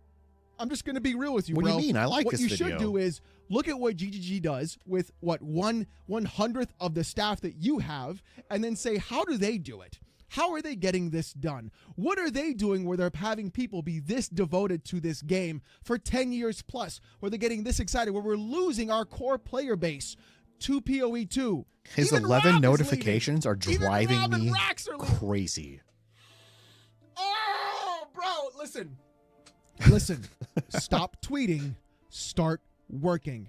Look at what the feedback imagine that. Look at what the kind of game you want to make. The thing All is, though, you don't know true, what exactly. the fuck you're doing, because again, you're the same guy who ruined the Gears of War franchise. Yes. Let it be known, I've dealt with this clown for a very long time, and I don't. Rod Ferguson is the destroyer of all things that we love. don't care if I get blocked. I gotta say how I'm gonna say it. Oh, he already blocked me. He blocked me months ago because he's a pussy and he can't handle criticism at all. In fact, I guarantee you he blocked every single person who replied to this. I guarantee it. Oh, God. Okay, look. And if he was too busy, he had somebody do it for him because he's a bitch. Rod Ferguson, I hope to God you see this. You are a bitch. This needs to stop. Developers need to stop being children and stop trying to have. I will never kiss a developer's ass. Ever. Ever. It's not going to fucking happen. Rod Ferguson, you're a pussy ass bitch. Have mindshare of a video game, of a community that doesn't want that game to be the mindshare. Okay, Rod had a very clear and easy opportunity to go through and not only look like a really good guy, the blindest but also guy say to in the himself whole and his ARPG team, scene. what are they doing that we're not doing? How do we get what they get? Have we even booted up Path of Exile 1 to see what our competition is like? That's fucking business 101. Oh, we have a competitor. What are they doing? Is there anything we can do to maybe, you know, come anywhere fucking close to that? They aren't doing that. That's what they should be doing. Looking at their competition and saying, hey, how can we fucking at least get slightly under them and maybe someday get ahead of them? They're all fucking dumb. And how we can make our game better than that. Rod-like they haven't done anything like that at all. All they've done. Lil, you're a genius. You just figured something out. We should call all dumb fucks Rod-likes. He's a Rod-like. Is what more microtransactions can we add into the store, and how can we charge people more money for those microtransactions? That's what they've done. That's what you guys have done. I get so angry. You released a broken game. You then released a patch to fix the items in the broken game. Then when you release the expansion, it's a boring expansion that nobody cares about, with a class nobody cares about, with the inability to actually have good, decent endgame content. A year later, also, an where's expansion Mephisto? later, and you still don't have the endgame that PoE had upon its actual release. You're not going to have the endgame POE2 has upon its early access. Stop tweeting, Rod. Start getting to work, and maybe people will talk about Diablo 4 more than you trying to actually have a Diablo-like as the moniker of an entire genre, when we all know the genre is called action role-playing game. You clown. Ladies and gentlemen, I'm sorry I had to pop off in this video a little bit about that. No, it got under don't my apologize. skin that somebody that pretty much ruined the franchise that I really cared about, which is Gears of War, goes through and goes into another franchise that I really care about, which is Diablo, and then ruins that too. So, hey, more developers start coping about the ARPG genre. I know I'm not as nice as Try. Sorry, bro. I had to be the bad guy in all of this. But the thing is, though, it had to be said. Rod has consistently done everything he possibly can to ruin a franchise, casualize it to the nth degree, and then literally provide no content for those casual players to even enjoy the game that they spent all that money on in the first place. What an absolute disaster. And you know what? If you're one of the Diablo 4 refugees, I am making brand new guide content for POE1 and POE2 on this channel. So I tell you what, come on down to the POE land, baby. Chris Wilson is a god. He's an awesome god. No, I'm kidding. Hey, look, may your RNG be great, and hope you get a mage blood, baby. Subscribe to the channel. I'll see you next time. I did. You absolutely deserve my sub, brother. What a video. What a fucking video. I'm going to watch Asmon's now. POE2 had a really... I'm going to get on the Rod train for a few minutes. Can we just hop aboard and farm the shit out of Rod for a minute? Since he provided us with such great fucking content. Big announcement the other day. Thanks, Rod, you fucking It was dumb really fuck. popular, and a lot of people thought it was Massive great. You want to cope. know somebody else who didn't think it was so great? I like Hogg's videos that he made with the Joe Dirt shit. Oh my fucking god. The first time he played that, I was dying. The people that works on Diablo 4. Crazy, huh? I wasn't going to make this video, but it's now Try. For 2 reasons. Is Try gonna go off on Rod? Holy fuck, is this happening? Did I miss this? The first is this tweet right here from the Diablo 4 General Manager, He is? Rod Ferguson, which we'll analyze and attempt to explain in a moment. The I wish second I had is some popcorn. Moana Exiles, Yeah. Talkative Try here, talking about an absolutely stunning series of events that occurred on the biggest day for Path of Exile ever. Yeah, I think it's probably the biggest thing. You're right about that. I needed to showcase this to everyone. Send me the link, Lil. I'm waiting for it, baby. To understand, this is not a video trashing Diablo 4. It's Oh, it's not? Man, come on, try. What the fuck, brother? Just one time. Just one time. I want you to trash something. It is merely examining a pivotal piece and moment of ARPG history and immortalizing it here on YouTube. Yep. November 21st, 2024 shall go down in the annals of gaming legend, and it's not because D4 is bad, it's because the way Blizzard maneuvers their non-existent relationship with their closest competition, Grinding Gear Games and Path of Exile 2. So please, no need to spam D4 bad in the comments. Let's break everything I'm gonna do down. it anyway. November 21st, 2024 was the day Grinding Gear Games unveiled what Path of Exile 2 would look like in early access. Yeah, this shit was insane. bad. I'm going to be honest. This was crazy. I feel like... I don't even know what to say. I was just in shock. Endgame systems like the Atlas and endgame-only pinnacle bosses like Zesht. They explored each of the 12 Ascendancy classes available upon early access launch. Available upon early access launch. Very important component there. Half of the classes, meaning half of the ascendancies also, are not available. This is only half of the game. Which allows you to summon a demon dog and transform into Lilith. They also addressed something spicy in the most kind and articulate way possible. We'll revisit that in a bit. What's that? First, we need to note what else happened on November 21st Let's at get the to exact same time as GGG Live, Diablo 4's mid-season rundown stream on its 7th season. Of note, how'd that stream do? How'd it do? I still haven't watched it. Oh. Didn't need to. Ooh, not so good, huh? It's in the comments. It's the worst one.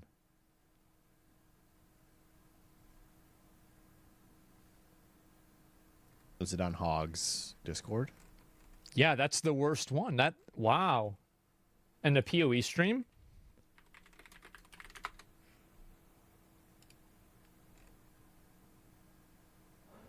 This is the best one. Oh, okay, Lil. I see it. I'll watch it. I'm going to watch it.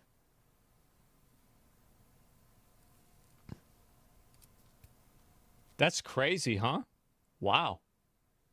Bigger number, better game? Duh! Diablo 4 is getting the Armory in Season 7, allowing you to store builds in-game. That's pretty rad. That's pretty rad, but it should have been in the game since day one. No other large announcements, and there wasn't really. It's a day one fucking they chose feature, to schedule their reveal stream to match up with the big Path of Exile 2 reveal, and here were the results by the numbers. On November 21st, Path of Exile 2 on Twitch popped off. The category peaked at 475,351 viewers. I would not use this variable as a good metric because a lot of people were paid to watch the live stream. What? I cannot fucking believe that because I wasn't. But to be honest, I would have done it for free, and I did. So it was, realistically, it was probably a good decision by them financially. Oh, we know Baldy's going to watch it. We don't need to pay him. I get it. That being said, you weren't even streaming? Yeah, because I didn't know it was going to happen. And anyway, they're smart, yes, right? But I think that it's very fair to look at the actual live stream of the main event, right? Because like that's the actual community for PoE itself. 111 total channels streaming the reveal. This is absolutely massive. Yeah. Even my live stream was crazy on Twitch. These numbers are amazing for me without raids. That's amazing, 490 max viewers, 397 average on a 5.4 hour live stream. Goddamn, brother. Over 150 Twitch subs. No, it's the fucking right here. This is the big one. 362 followers is incredible for a channel of his size. That's awesome for him. 362 follows. On YouTube, it was even wilder. I had a peak of 1,583 people watching live on YouTube, which is just insane. That's a lot. Other larger creators had even more massive volume. How long is this one? Let's see. Oh, whoops. Oh yeah, I've seen this video before. I'll send it to the girlfriend. I'll make her watch it. Yeah, I saw Quinn had like 30K. Whose stream went bananas on Twitch. Damn! He had 21,382 max viewers and 58,517 unique viewers. Now, let's look at Diablo 4 on Twitch to compare. Again, this is going to be a slaughter. On that day, their peak viewership was 23,217. That's pretty good for a mid-season stream and a preview of Season 7. Yeah, However, sure. what I think is more interesting is the larger view, as I think this feeds into the tweet we'll discuss in about 30 seconds. Uh-oh. Diablo 4 viewership peaked on May 31st, 2023, with 941,488 viewers on Twitch. Almost immediately, it trails off and has never recovered at all, in the slightest. D4 is Blizzard's other big live service, content-rich game alongside WoW, which also peaked years ago in... No, what about Overwatch 2? Oh, another joke. They're using Overwatch. That's a huge... What about Warcraft 2? Rumble? No. Hey, well, you've got Diablo Immortal. No. Guys. No. Hearthstone. But remains steadier than Diablo 4. Funnily enough, if you compare Path of Exile to Path of Exile 2 on Twitch... This is the big one right here. These numbers, these are good numbers, okay? What we saw earlier, those are bad numbers. These are good. This is a good graph. And the way that you can tell that it's good is because it goes up. So if a graph is going up, it's good. If the graph is going down, it's bad. It's pretty simple. And so if you look at this graph, you can see that it's going up. And this is a happy graph. That's right. And so anyway, POE has shown consistent year-over-year growth, and I think the reason that they've done that is they've continued making the game for their player base, and I think that they probably have like a pretty low, like... What he just said is extremely accurate. You don't make the game for everybody, because when you make a game for everybody, you don't make a game for anybody. Make a game for your player base. Duh. Amount of people that like quit the game and stop playing it, right? Compared to like something like Diablo. Like the people that are like invested in PoE, I think they stay invested.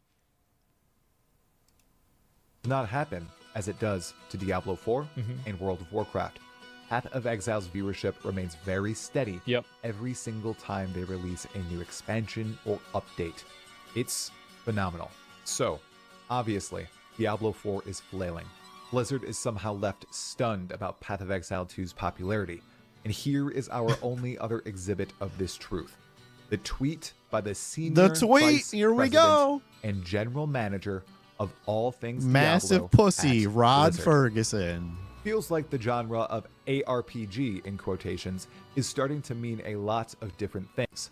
Much like, in quotations, Souls-like, and, in quotations, roguelike.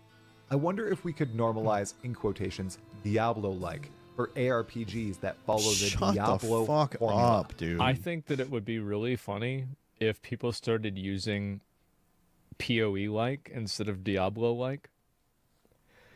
I think it would be really, really funny.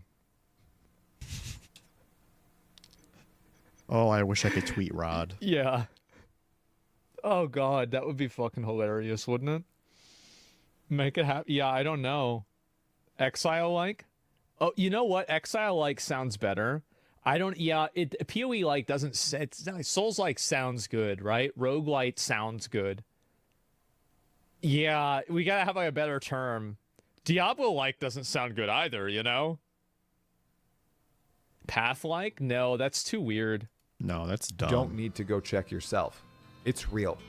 It's verified. I saw it. It's a certified fresh and hot take from the leader of Diablo and Diablo 4. Massive ass Breathe wipe. that in. I'm not too sure how to honestly communicate how wild this is. My perception is that Rod either lives in a bubble or was aching for some fire to fly his way to get some engagement. Both. You'd imagine after your biggest... I think Rod saying this stuff is so funny. I do. I think it's fucking hilarious. Here we Lil, I think in the year 2025, by the end of 2025, people are going to be like, hey, you guys remember what a massive failure Diablo 4 turned out to be? Yeah, they have the sales. They have the sales. but their game is shit. Yeah, Bubble. I think most of the sales are based on the name. Well, yeah, and 100% echo chamber Bubble. No, I actually think that Diablo 4 it's a is game massively for successful. Like and Ultra. I've actually heard from people internally, I can't really share a lot of this because it was told to me in confidence, that Diablo 4 is actually quite popular on a number of websites. A lot of people really like Diablo 4, and I think it does a great job as being an entry into the ARPG genre. It's like an entry. Exactly. It does. No, I'm being serious. But, I mean, that doesn't mean that, like...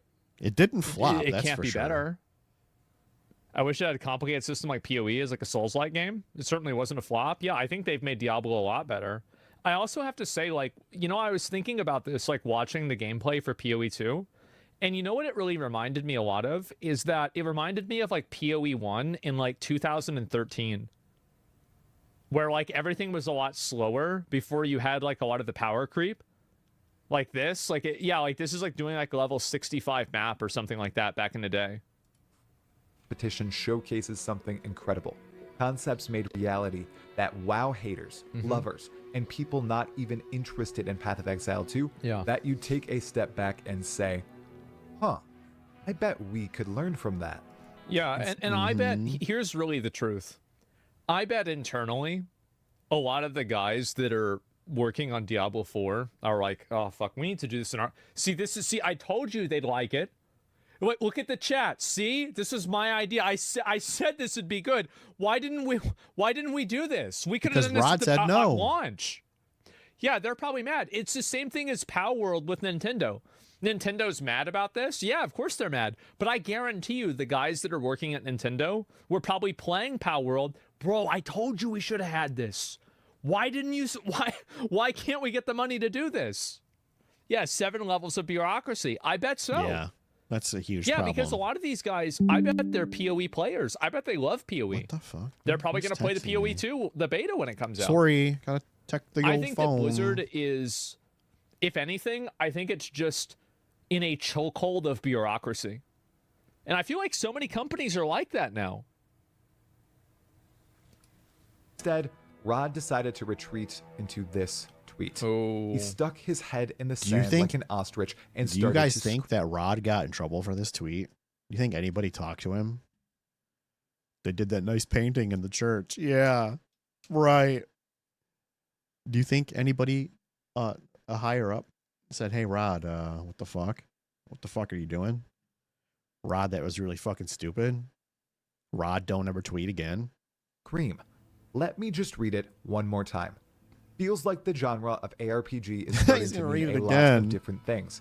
Much like Souls-like and roguelike, I wonder if we could normalize Diablo-like for ARPGs. Everybody should that just follow refer the to this Diablo from now formula. on as the tweet.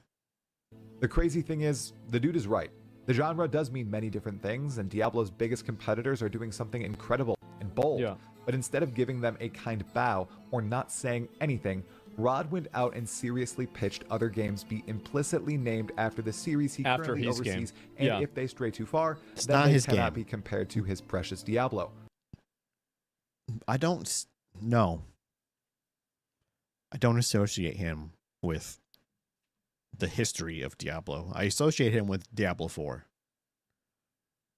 This is hilarious, and what so many people have said for years in a way about Diablo 4. I feel like people look at what is an ARPG? Isometric game where you loot items and you can kill things. There it is. That, like, if you want to, like, what do people think like ARPGs are? That's basically what it is. It's a quick game, yeah. Exactly. Fuck, they're painting. But now the dude in charge is saying it too in a thinly veiled manner, and it's the only thing he'll ever say about Path of Exile and grinding gear games. Essentially, he's trying to say Path of Exile 2 isn't a Diablo-like anymore, so it cannot be compared to Diablo 4. Wow, that's a pretty good advertisement. It's I think more I might Diablo than Diablo 4. Like, oh, it's not like Diablo 4? Yes, oh, perfect. Wow. He's so stupid. Say no more. People should stop trying to match up the two, which is just absolutely massive cope. What's even crazier is the term Diablo-like has been around forever, since the days of Diablo 1 and Diablo 2. And it's how grinding your games described their own game. They said it was a spiritual successor to Diablo 2, way back in 2010 and onward. They recognized the genius there. They captured it. It's very obvious that PoE, especially PoE1, early PoE1, was a lot of it was like copy pasted from Diablo. We all know this. But the game is good. And they have improved on it. If they have an intellectual property dispute, that's their problem. I don't care about this. I just want to play the game. And if somebody else can copy pasta all your stuff and do it better than you, I'll play that. Yep, exactly. This is not my issue. Why would I play the inferior version of a game? And they built on it, and now they've created a darn good sequel to their first game, speed. Putting all the care, love, and effort into it that they needed to. Yeah.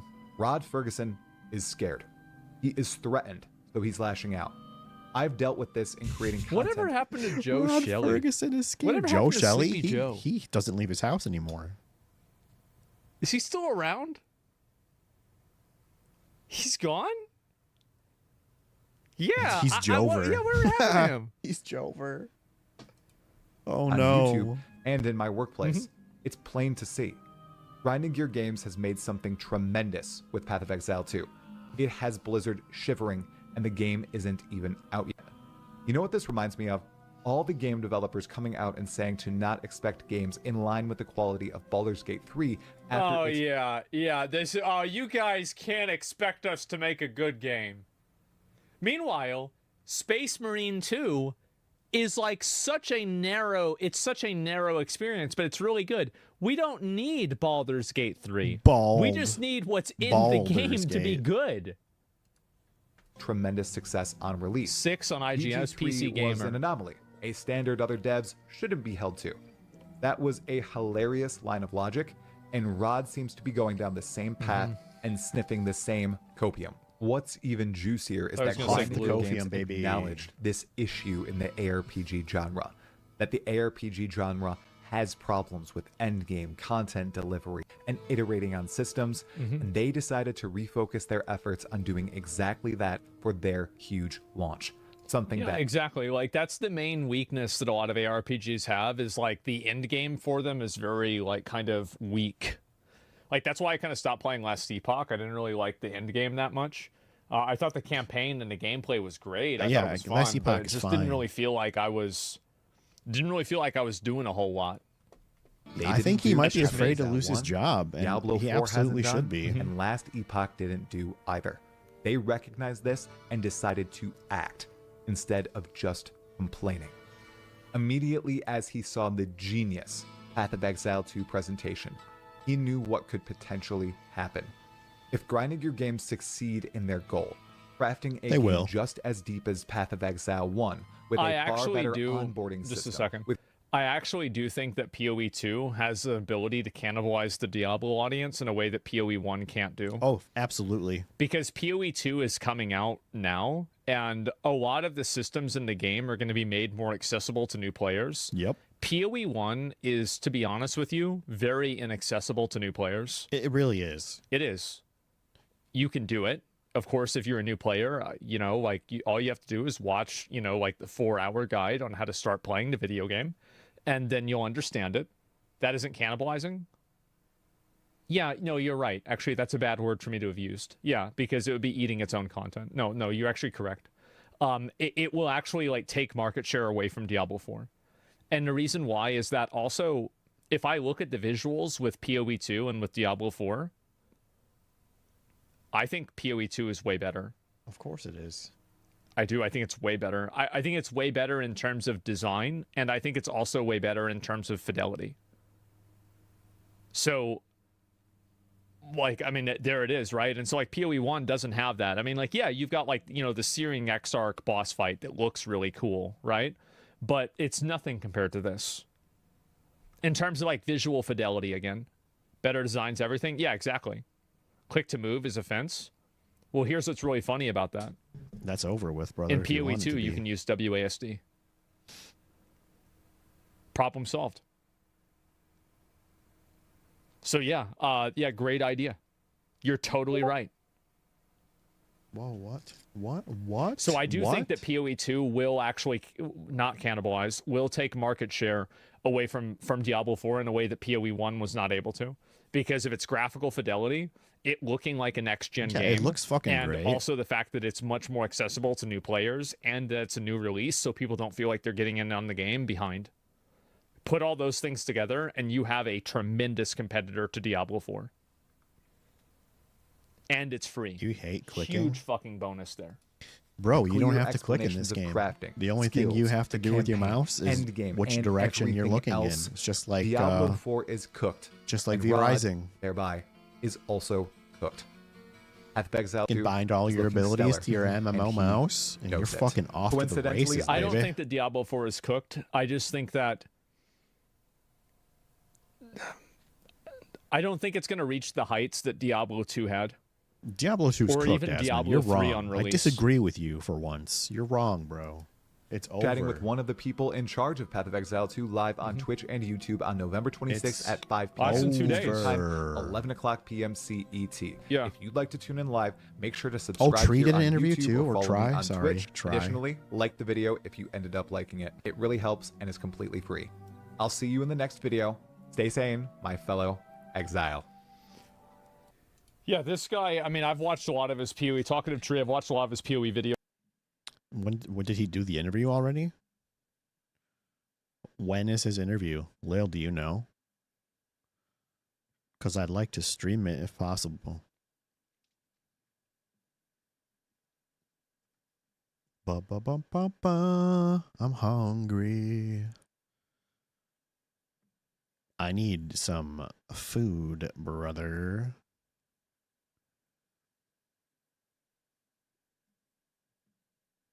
You probably already did it. Ridiculous Path of Exile 2 info just keeps coming from everywhere. Oh no. I have to watch this one now. I've got to watch them all. It's like Pokemon.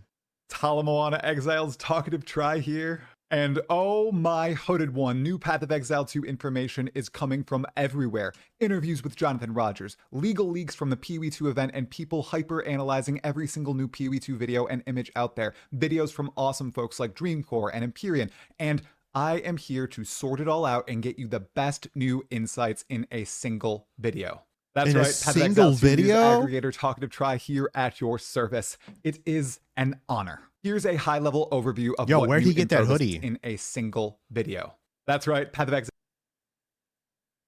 He got that on Etsy or something like that. That's not an official hoodie, bro. You are you're what is the word? Shit. You're bootlegging. What is this? Oh, okay. Wow. That's a lot of stuff. Boom. Okay, what's today? Today's November something. It's the 25th, right? Oh, he does it tomorrow. Tomorrow at 5 p.m. Well, look, I'm sure everybody and their mom's going to be streaming it. So maybe I won't because I'm so small.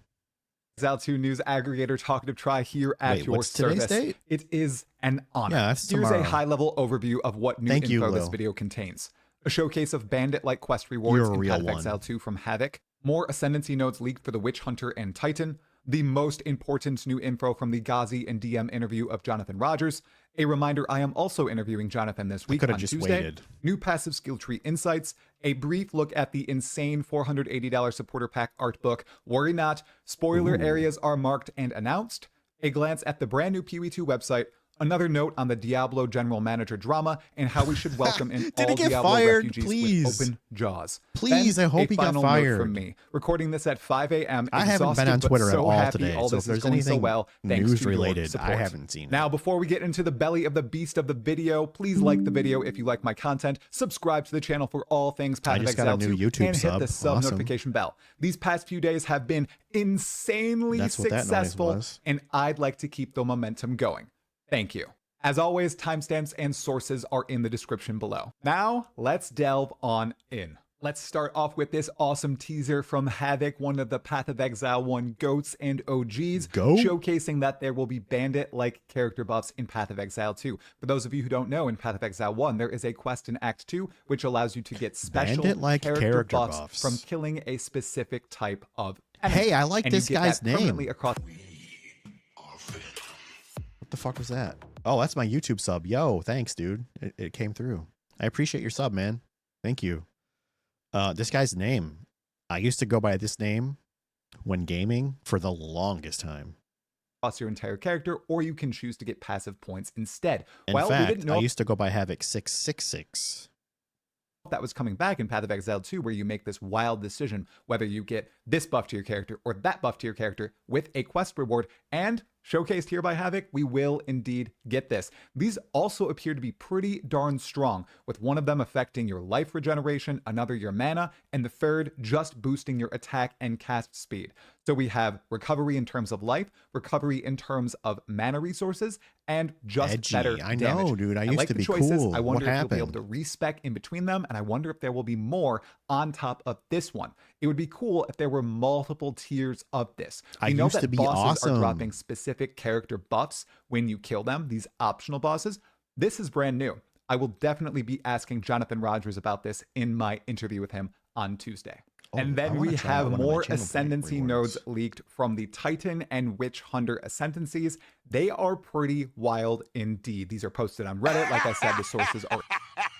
Oh, wait, you serious? Let me laugh even harder. Yeah, it works. in the description below. This first one, Colossal Capacity, basically gives you extra inventory slots, just like the rucksack from Path of Exile 1. More inventory extra slots. Inventory slots is pretty massive, and it's something that's a quality of life feature that other classes won't get. Now, Jonathan Rogers was asked about this in the interview with DM and Ghazi, and he said Mark Roberts, one of the game directors on Path of Exile 2, basically said, let's just try it out. Let's see how it works. Maybe people will hate it. Maybe they'll like it. If they hate it, we'll change it, but we're going to give it a go. So they just decided to add it onto the Ascendancy. It is kind of wild that it's just a purely quality of life feature, and it's not really buffing your character power in any way. How was your lunch? What'd you have? Imagine a Tell me all world about where people are actually taking this for that extra quality of life.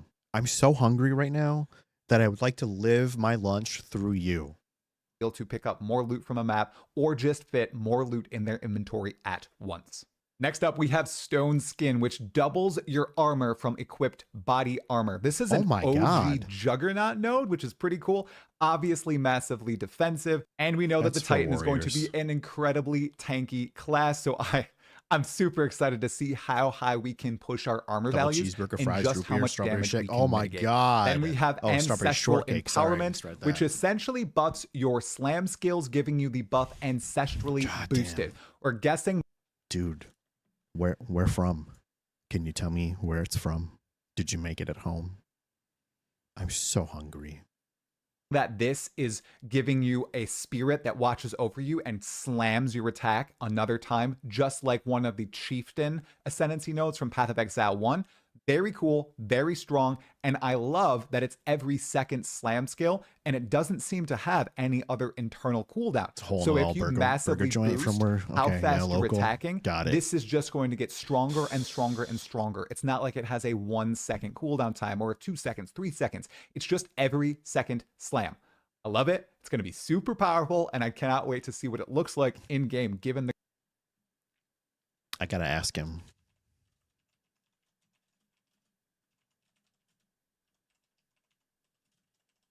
Looking to replace my D4 hoodie.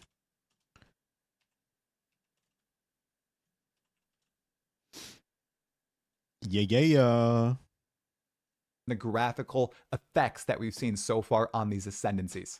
And then we have one of the most busted nodes I've ever seen, Mysterious Lineage.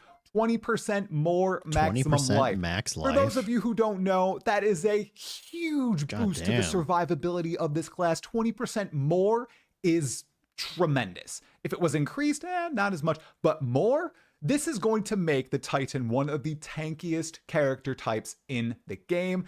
And if there are life stacking abilities outside of something like the Blood Mage, oh my goodness, we're going to see some life stack.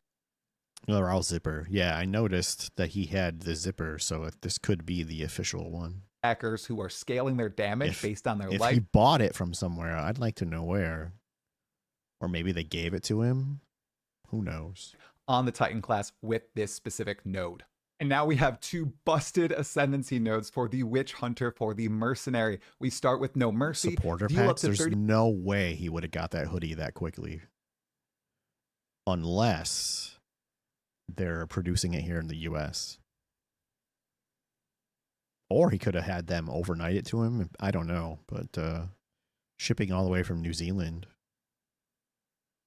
30% more damage to enemies based on their missing concentration. So this basically has to do with their stagger and the like. So you can do a massive amount of more damage to enemies who are flailing about with the Witch Hunter. Oh, the amount of damage stacking. God, I'm an idiot. You're probably right. On the Witch Hunter seems ridiculous. I'm jealous. Such as the ability with the initial shot, giving you a chance to just chunk 30% of their maximum life with that first hit. This class seems like it might be one of the most crazy clear classes in the game, especially in the early end game. And then we have this one, Jinx? Pitiless Killer, which grants you Culling Strike. I presume to Is Jinx even still around? I don't think that they are. It's JYNX, right? Oops. Okay, it's JINX. Yeah, I don't think they're around anymore. Jinx clothing. Okay, so they are. Oh, so long. Thanks all. Yeah, they're dead, bro. I don't think he got a brand new POE2 hoodie from a company that's dead.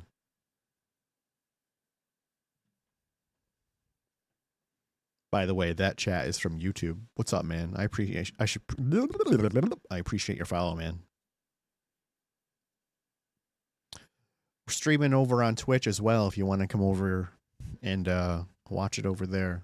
But you can stay on YouTube if you want. That's quite all right. Just all of your skills and attacks.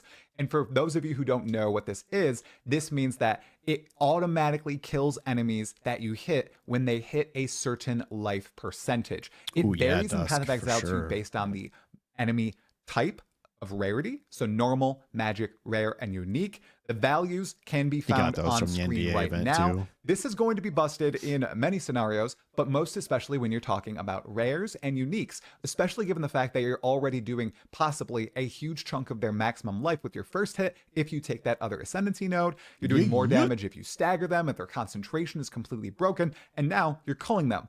Like I said, clearing with the Witch Hunter is going to be, I presume, redonkulous.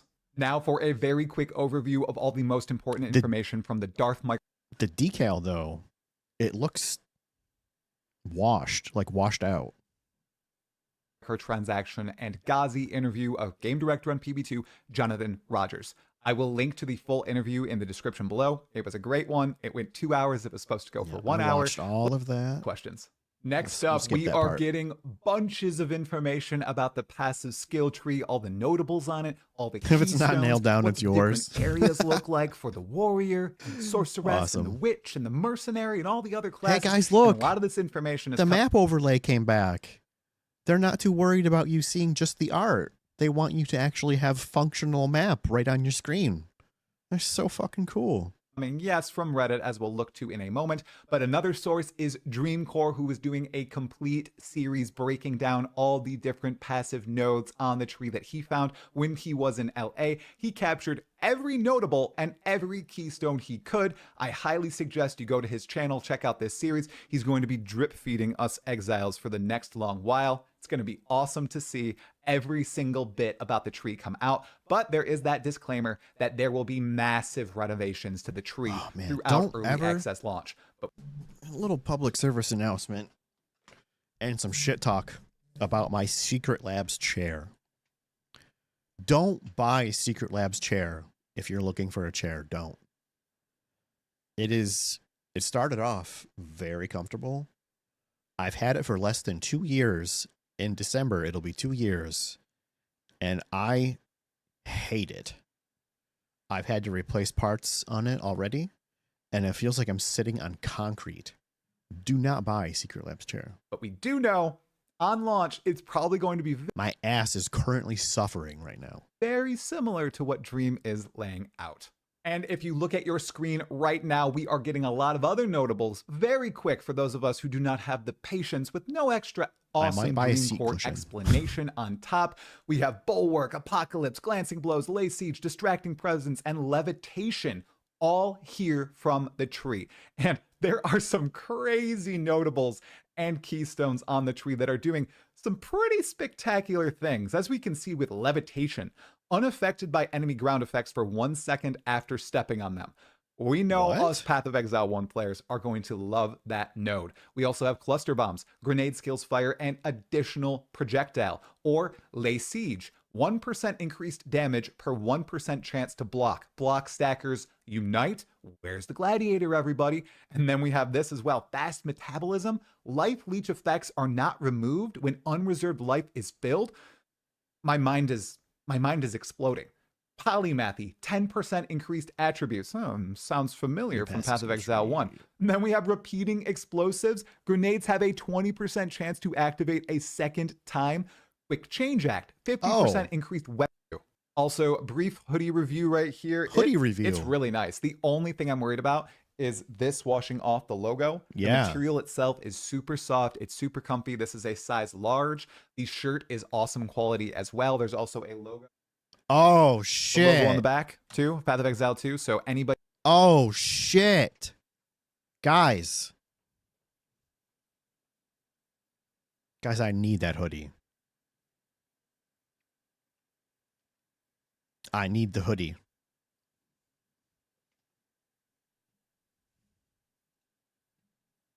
I need it.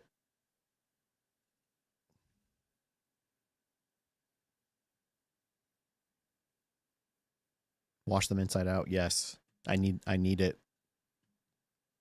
I need the hoodie. 240.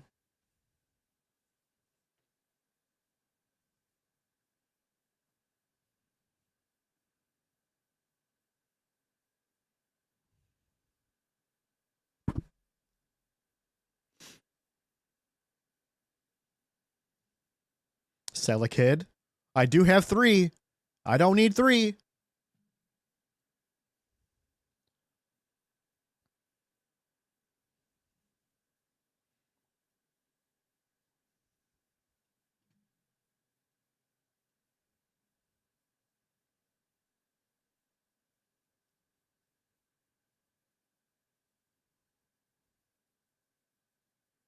Oh, man. Oh, man.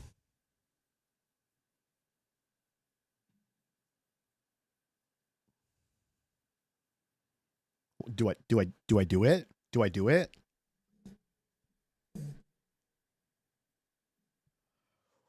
Ooh.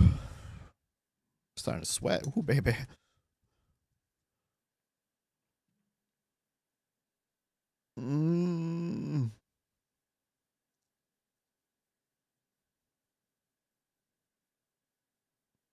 Oh, wait. Yeah, I already bought the $100. It's $140. Oh my God.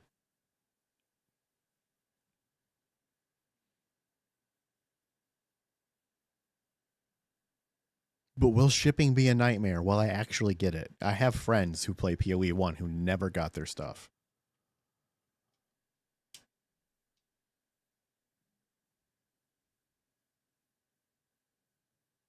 Yeah, I know that. 6 months?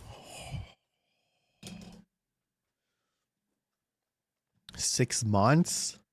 I can barely wait 2 weeks to play the game.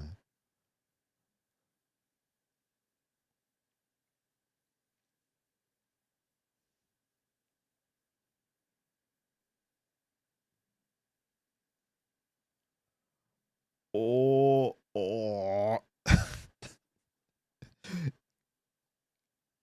They're better now than they were. Yeah, they probably are. I can't. God, I really want to.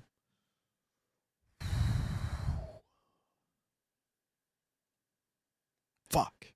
Anybody seeing you in public will instantly know you are a fellow exile of Oriath. Trees, stop. Try. Now, Sorry. right here, we have the brand new Path of Exile 2 website, which doesn't contain a lot of new information. It showcases all the different character classes and their ascendancies with their rad ascendancy art in one place. It also lists off, as you can see, the Assassin, the Druid, the Gladiator, the Huntress. No one ever knows what game it is. And they will after this, the man. 6 remaining I think this game's going to explode. Maybe they actually did change the Duelist to the Gladiator, and the Shadow to the Assassin. We'll have to see. Last time we talked about that, yeah, my local post office. That's another story. Bugger error on the website. Lays out the new skill gem system, and it has this right here, which is my favorite part of the entire new website design. Dude, Matt, did you see his fucking hoodie? Lil sent me a better picture of it. It says mock-up only, but it's pretty much the same fucking thing. Try has one, and he reviewed it. He said it's nice. They got it. Yeah. I can buy it for $140. I'll also get a t-shirt and all this other bullshit. I don't know what to do. You'd never wear it? See, I would wear it all the time. And I need to replace this Diablo one because I'm done with Diablo. Oh no, brother. The art of the character's equipment is just phenomenal. And finally, we get some feminine armor sets in the game. Hey. Log in.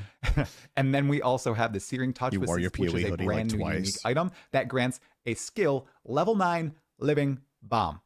Have no idea what it does. Cannot wait to find out. If you scroll down, it also showcases the end game and what that exactly looks like. And if we scroll to the very bottom, we get, once again, Face the Pinnacle threat. While mapping, you might come across a giant fortress with a pillar of flame and ash rising from the center that has emerged from underground. Surrounded by an enormous maze riddled with danger, is the maze preventing something from getting in or something getting out? Please leave a comment below. What do you think is inside this maze? What is the hardest piece of content ever in Path of Exile? Ever. Per game director, now, the hardest Mark Roberts, piece of content the dude for me is designing getting all a the hoodie. boss fights. Is it Azaro? Is it Atziri? Is it a Baxoth, the end of all that is?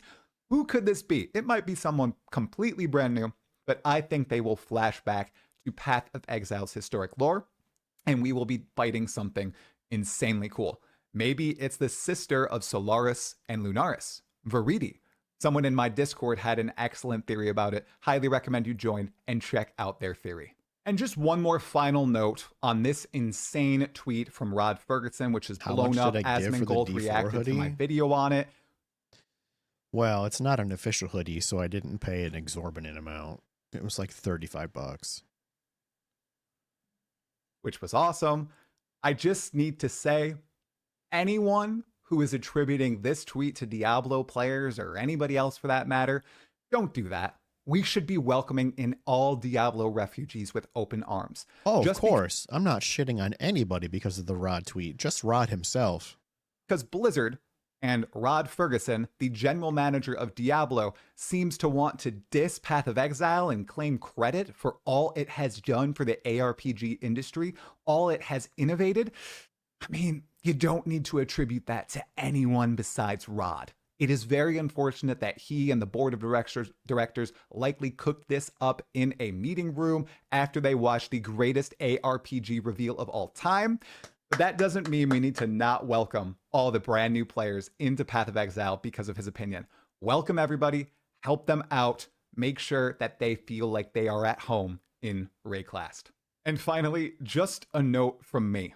I am recording this as of now, 5:30 a.m., after streaming yesterday, spending a lot of the day making videos, and I am exhausted.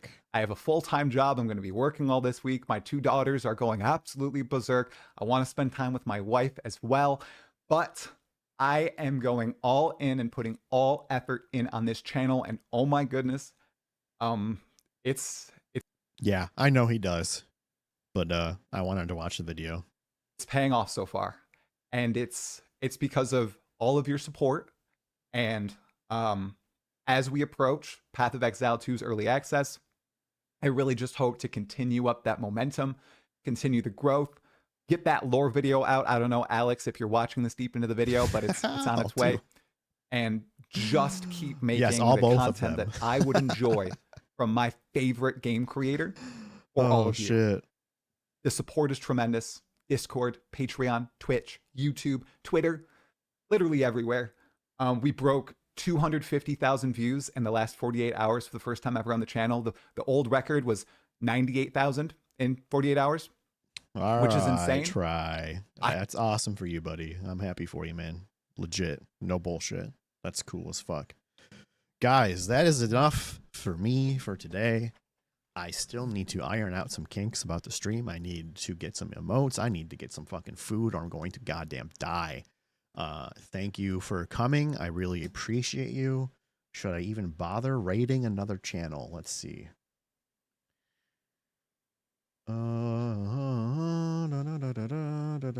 Quick actions. Who's a super lobby streaming right now besides me?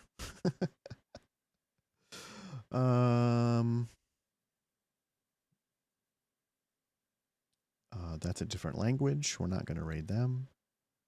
How do you raid people? I'm just going to click on this one so I can get her name properly. Copy. Raid channel. Search.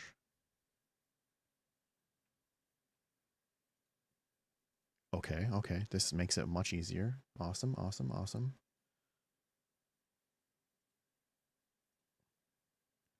All right, guys. Thanks for watching. Wait, where'd they go? This guy has 0 viewers. He's been up for... No, he just started. We're going to raid this chick. She's got 3 viewers. She's been going for 3.5 hours. Go Rax? Rax will just laugh at me. All right, I'll go Rax. Where is he? Rax will be like, who the fuck are you? All right, here comes, guys. Thanks for watching. I'll see you soon. Appreciate you all.